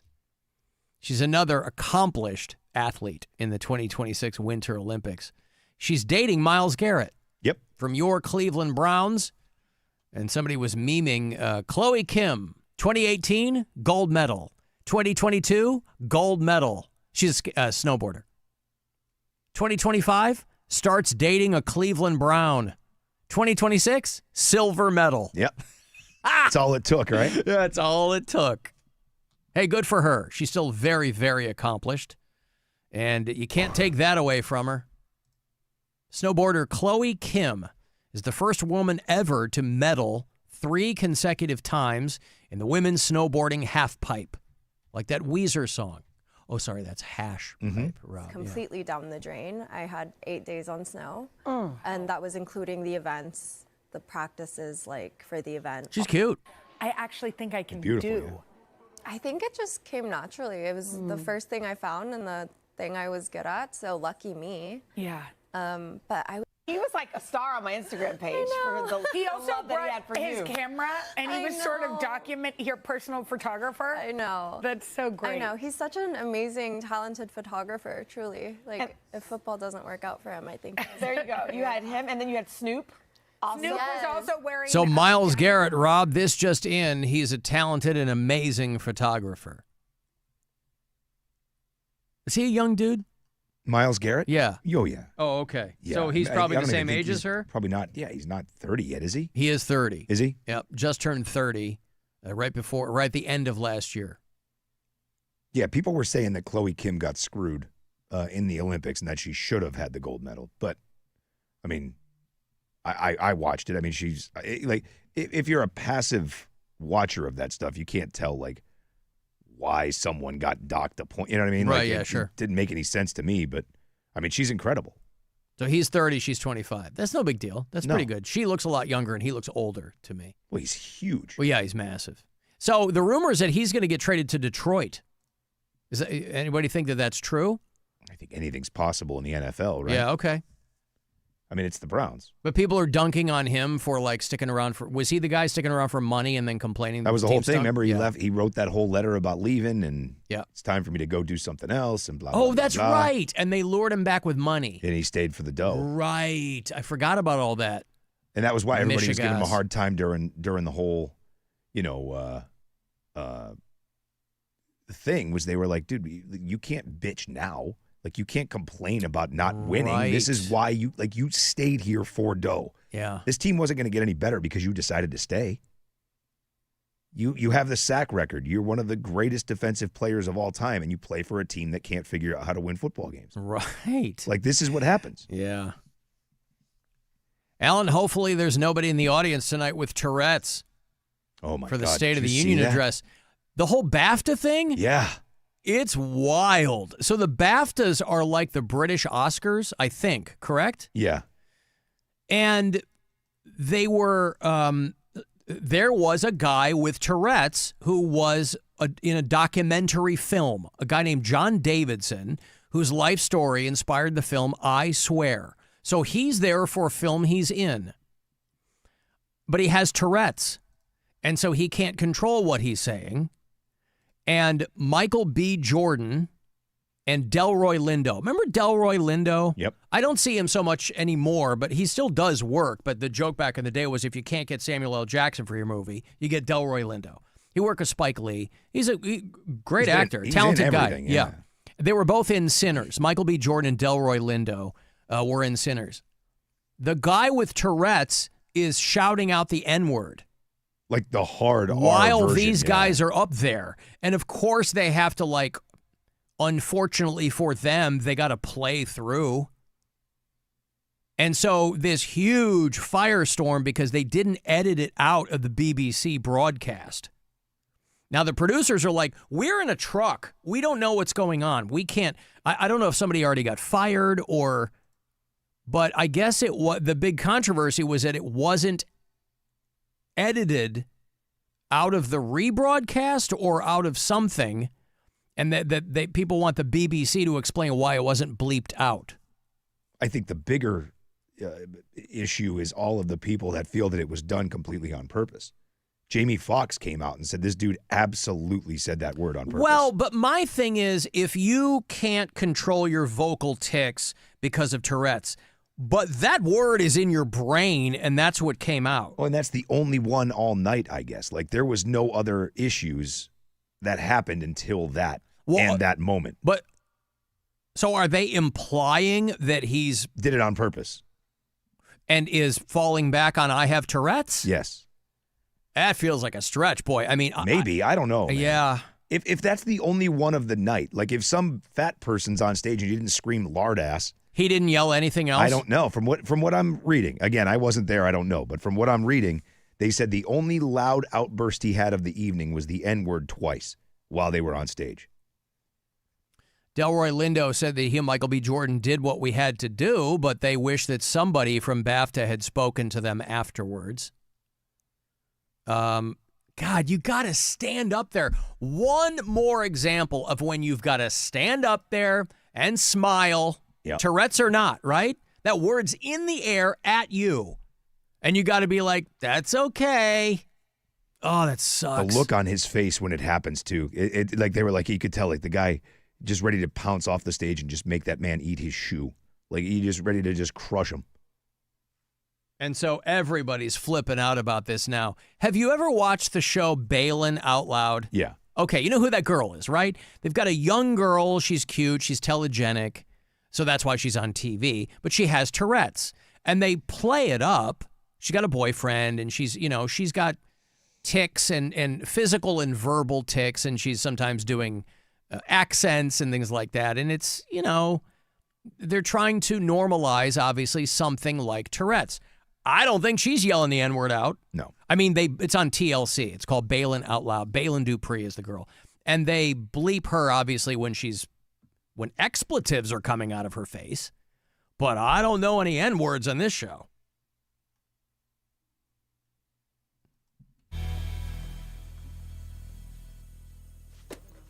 Tap that wiener, tap the rotisserie chicken. And scene. Off. My name is Balin. I'm 21 years old, and I have Tourette syndrome. In a little baby weenie. Spotted alone in a safari. An itchy baby weenie. Right, like she can't. It's like she's embarrassed because she can't. And they have scenes of like her and her boyfriend, and you've probably seen clips on social media. But how do you? Man, this is such a thorny thing, man. Love her, but yeah, but how do you go after a guy who has that condition? You can't. Right. Right? There's no way you can. And like that guy was there because he was in a movie that was being nominated or awarded or something. Do you think listening back to her, now again, I'm not saying or suggesting that this is the case, but could that be put on a little bit for TV with hers? I don't know. The stereotype of Tourette's was that people were just cursing. But That was the episode of South Park. Cartman, right. Yeah. But if you know anyone with Tourette's, it takes so many different forms. Some people just have like a motion tic. Some people have a verbal tic, but it's the same word all the time. Or it's just a noise. Yeah.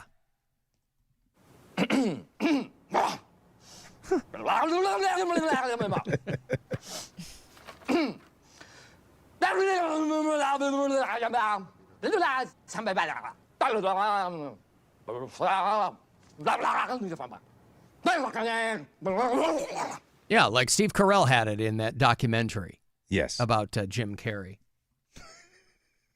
Right? A documentary about Jim Carrey. Mm-hmm. Right. Yeah. It's called Jim Almighty, I believe is what it was called. Yep. But this Balin Out Loud, a woman with an extreme case of Tourette's syndrome. But I don't know that if there are any N-words, they're wisely editing those out.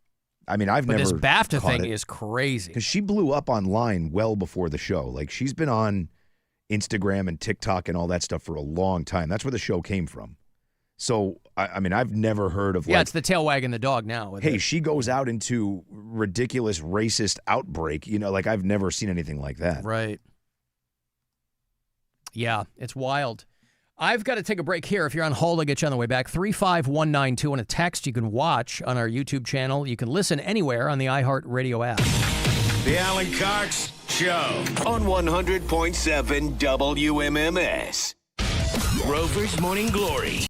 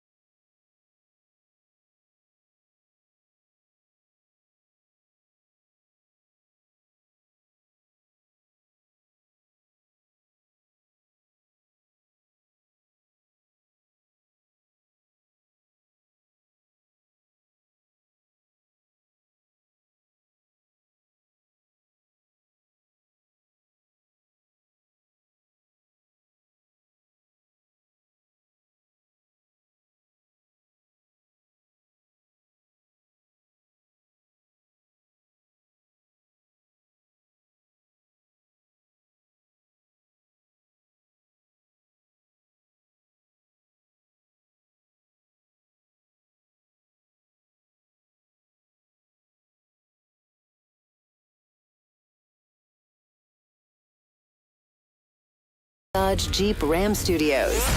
We say yes.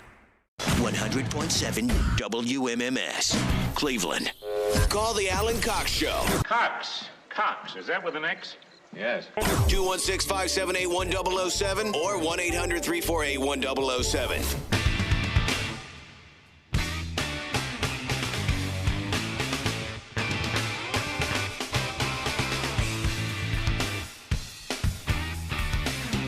Your Cleveland Cavaliers tonight here at home at the Rocket Arena against the New York Knicks. It should be a good one tonight.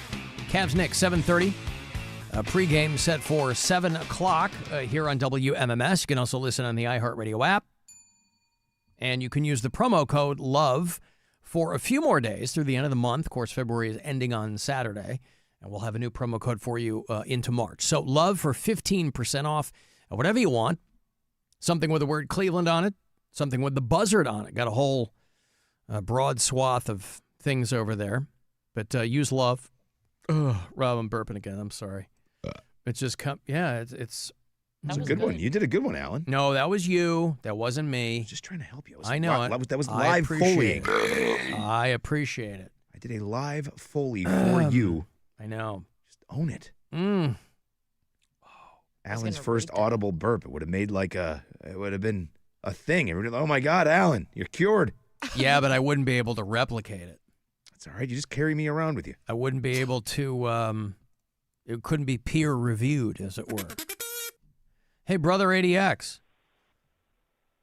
Hey, Alan. I just want to make a comment. That N-word outburst on the award show was intentional. It wasn't a Tourette's. That's a scapegoat. The motive was, you remember when Delroy Lindo was interviewed on Fox News and the host commented that rappers can say the N-word, but whites can't?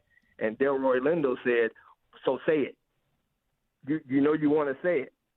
And then they said, we can't say it. And, I think it was intentional. It wasn't Tourette's. But I don't understand to what end, though. You think that this guy was because white people can say it. Plenty of white people say it. There are consequences for that. But I mean, I don't understand what would be the point of this guy doing that.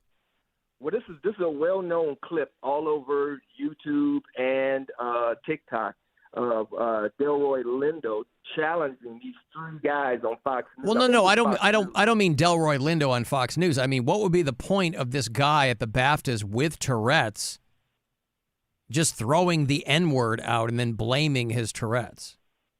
Well, because Delroy Lindo challenged them to say it on Fox News, and then someone came up and then they actually said it, and then of course he just went on and played it out. But I think he knew in the back of his mind that was the sort of motive for that being said. I don't think it was Tourette's, though. Yeah, I don't see the connection between those two things, but well, you would have to see it. You would have to actually see what I'm talking about. See that clip. Well, no, I've seen that clip. That's not a new clip, though. Cool. I've seen that clip. What I'm saying is, what is the connection between that and the guy at the BAFTAs? I don't know. I don't know who that guy was. I don't know who the guy was who said it. I don't know who screamed it out, but I'm sure he was white. He was, but he also had Tourette's. That's what I'm saying. I mean, he had Tourette. You just said the guy can't blame the Tourette's, and then you just said you didn't know who he was. Yeah, I don't know who he was, but I'm pretty sure somebody whoever said it probably was the KKK or Proud Boy or maybe even Peacekeeper or ICE or somebody was back there playing. Hey, Alan, really quick, you want to hear my drum set? Sure.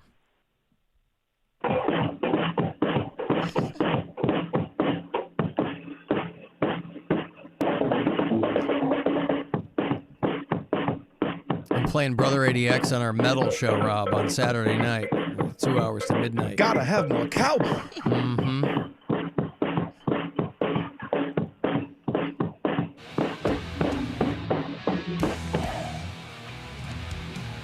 Yeah.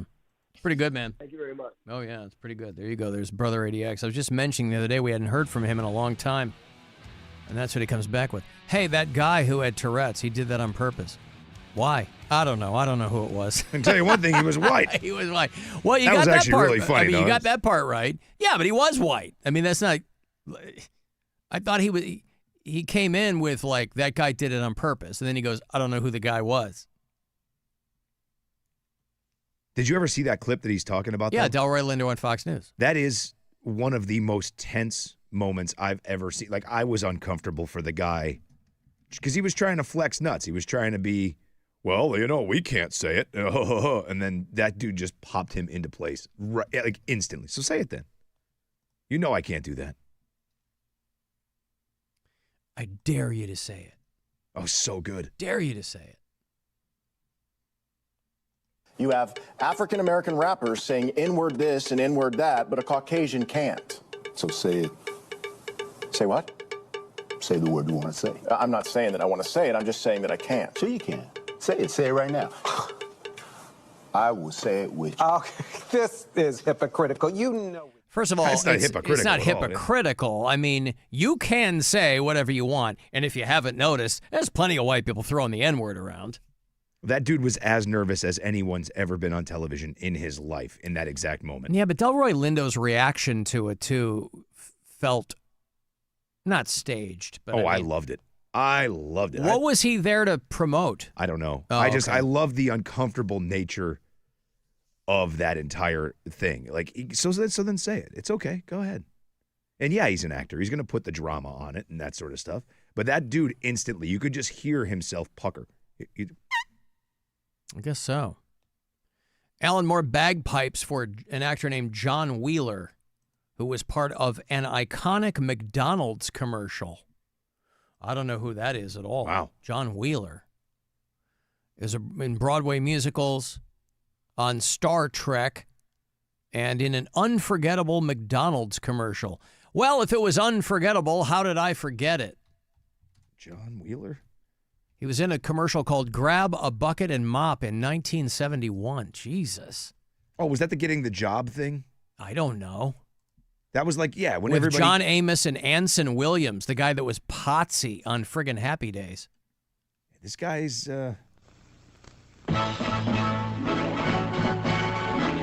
Grab a bucket and mop. Scrub the bottom and top. There is nothing so clean as my burger machine. With a broom and a brush. Is this the one you're talking about? It's got to be, right? Woof. I mean, I don't remember. I mean, 1971, that's older than me, but I don't remember that at all. You imagine that's your recruiting spot? Nothing's cleaner than my burger machine. Yeah, you can tell that's 55 years old. Clean the kitchen floor. Grab a broom and some more. There's no part of any fast food marketing that's trying to convince you how clean it is because people have too much anecdotal information to the contrary. If you think this is fun, you'll get a deal on some buns. I remember Dick Van Dyke for a second. What's that? I thought that was Dick Van Dyke for a second dancing around. Why? Because he made it move? What? Yeah. She likes the old actors, Rob. Oh, my God, I thought it was Ted Danson. Started sliding around in my seat. Okay. Hey, Ron. Hey, guys. What's up, Ron? I don't think I got the latest revision to the script because I'm on page 69, and it says my line is, why, yes, Alan, I would love to hear the Sperm news. Yeah, you don't have lines, Ron. You don't have lines. And we don't send scripts to What are you. guys sending me? I don't send scripts. Don't do the script bit. I'm not sending. Rob has the script. I call him at 2 a.m. I set my alarm. You don't have to set your alarm. I'll call you. Well, no, but now I want to make sure I'm awake because usually when you call me, I'm in the middle of, like, I'm sound asleep. And like, hello, and it takes me a second. Now I figure if I wake up a couple of minutes before 2:30, I'll be up, I'll have peed, and then I can be like, hey. Practice. Rob. Hey, good morning. Hey. How are you? Great. I'm awake. I'm yeah, feeling you sound fine. really awake. Was just out with the dogs. I just I'm had not a cup even of that coffee. awake. No, What's up, man? 2 a.m. You're doing all this? Yeah, what's going on? Why? How are you? I'm good. Why are you doing What's up? all this? What's up, dude? How are you? I see what you're doing. Did you get the latest revisions to the Yes. script? Okay. Well, this is just the first pass. I'm going to have the final one to you probably in 90 minutes. But wait a minute. I'm looking at the part right here where you mentioned sperm news, but you also mention it again on the out of the segment Sperm News. Am I supposed to say that twice? And I'll rewrite it. And you said you say sometimes that it's a rhetorical thing. Am I supposed to answer you? Not if it's rhetorical. But You the way see that- but you you see always this- ask, you say, Rob, do you want some sperm news? It's not a rhetorical question. That's a question pointed at Rob. You see the side notes, the sides? You see Oh, NR? no, I didn't see that tab. You know NR means non-rhetorical. Oh, I thought that meant not Rob. I thought, because your lines are you and Yes, not Rob. Oh, right. You know what? That is Because instead of that's saying on Alan, me. yeah. That is on me. You should have put A and R, and you didn't. I'm And sorry. I'm sorry. Man. AC and mine don't say AC, they say NR, and his say NA. Yes. So my lines, not Rob, his are not Alan. Oh, But I it can was actually understand. for non-rhetorical. I can understand why that would be very confusing. Now I'm ready. Now I'm good. That's what I get for continuing to write the script at 2 in the morning. So Rob. much better now. Okay. Can't wait to talk to you at 2 o'clock in the morning. I'm psyched. This is going to be great. I can't call tonight. Oh. Hey, Chris. Hey, bud. What's up? So that interview with Delroy Lindo is not a real interview. It's off a television show where he owns a attorney practice in Chicago. This is what I'm saying. That's not. Yeah, it looked fake. It's from like one of those. It's like a CBS show about lawyers or something. Yeah. My wife's been watching it. I just seen it last night. I'm like, hey, that's that shit. Yeah, that's. But then I hear ADX talking about it like it's a real thing. Well, you that's know what that's what I'm saying. Like when I was watching it, I was like, I don't remember this on Fox News, but it looks very familiar to me, and he looks like he's acting. Right, it's Well, from a show. I fell for it too. He is an actor. Like I would have assumed that that's exactly how he would have answered that if somebody asked him. I believe that was real. Like it's a great skit, or not skit, like a good scene. It's played well. It's done very well. It's very intense. It keeps you in the moment. But I mean, it didn't truly happen. That show is called The Good Fight. There was a show called The Good Wife, and they spun it off called The Good Fight, and that was Delroy Lindo on that show. Right. Thank you, Chris. There's Chris in Mansfield. There you go. Yes, I'm watching that. I'm like, I've seen that clip, but I don't remember the guy being like, why would Delroy Lindo be on Fox News? That anyway, would also explain why Brother it was ADX so tense. went fully into it. Yeah. I did too. I believed it.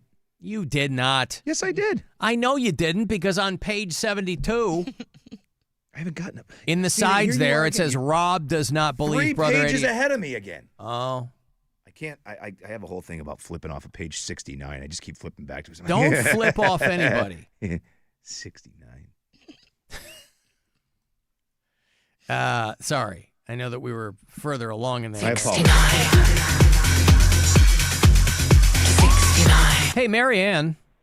Yes. What's up?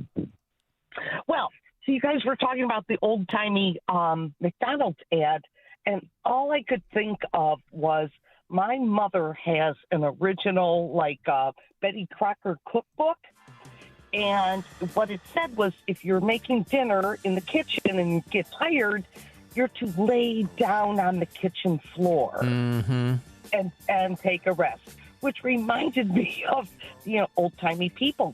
They cleaned everything, the front, the up, the down, in between, and all that stuff. Yeah, but just thought I'd share that random thought. Thank you, Marianne. I appreciate it. I don't know what the hell she's talking about. Laying on the kitchen floor. Rob, what is she talking Just about? hits Laying on the kitchen floor, the up, the down, the in between. I don't know what she was talking about cleaning, but I don't. She made it move. Ladies, if you're getting tired from cooking dinner for your man and family, lie down on the floor. Can't find room? Up, down, in between. Claim all of it. And if you're looking for a job, go to McDonald's, where it's great to wash the floors in the kitchen. Nothing is as clean as your burger machine. That's what I call my wife's vagina. The burger machine. That's what cooks the meat. It's the vertical burger machine. Anywho, thank you, Marianne. I genuinely don't know what you were referring to, but I appreciate the... She had me at Betty Crocker, but then when she got into... People would claim the up and the down and the... I think she was just saying that back in the day, people were like spending their entire days cleaning and doing things like that. So their kitchens were spotless. So you could clean up and down and in between. Everything was spotless. You could lay on the floor. Clean. You could lay. I thought she said claim. Clean. Clean up. Okay, well that She was saying you grab a little Mr. Clean. Clean. Okay. I am very fastidious. You could eat off of these floors. Yes. I am very anally retentive when it comes to cleaning and things like that, so that I can identify with. I'm very type A in that way. Organization is my porn, Rob. And furthermore, porn is my porn. But organizational porn. Correct. Organizational porn. Put the org in organization, as it were. So when people are like, do you have an O face? I say, yes, it's for organizational. That's what. Putting the O-R-G in organization. Organization is what I talk about with. All right. Thank you, Marianne. Thank you. Boy, really went in a lot of different directions today. O-R-G, why? Because we love you. Yes. Yeah. Okay, hey, listen. We've got to go. Are you okay back there? Oh, yeah. You're not getting the Rona, are you? Mm-mm. Okay, good. All right, we'll talk to you guys again tomorrow. You know who's going to be on the show next week? Gina Gershon. No. Remember Gina Gershon? No way. Oh, yeah. Oh, do I ever. Good night, nurse. Yeah, Gina Gershon. Dr. Ryan Berglund is going to be back. Very exciting. Is he next week, too? He is, next Friday. Nice. Next installment of Is It Red? For you guys who got some weird stuff going on down there. Nice. Guy makes me sound like Mickey Mouse. All right, Rob, where can people hit you up until tomorrow? WMMS Rob on Instagram. Jess? WMMS Just Jess on Instagram. All right, I'm Alan Cox Show on your platforms. This program is available for you wherever you get your podcasts. If you opt to use our iHeartRadio app, you can drop messages there with a red talkback button. You can leave voicemail for us on the After Hours line. 216-986-8903 is that number. It doesn't just have to be the domain of Brian. Nevertheless, Rob, you know, he's very prolific over there. I hope he's okay, too. And you can watch the show, this and past episodes, if you want to watch our YouTube channel. And, of course, the iHeartRadio app for all that other stuff. Okay, thanks. Cavs basketball is not far off. They are in town tonight, right around the corner, playing the Knicks at 7:30. So 7 o'clock tonight is your pregame coverage. And I will see you in hell. Just before we go, I'm going to go to the bathroom for a bit. Not to cry about you leaving, but just to take a huge dump. So if you hear any crying from the bathroom, not about you. It's the dump. Be careful of what you say. Be careful in every way.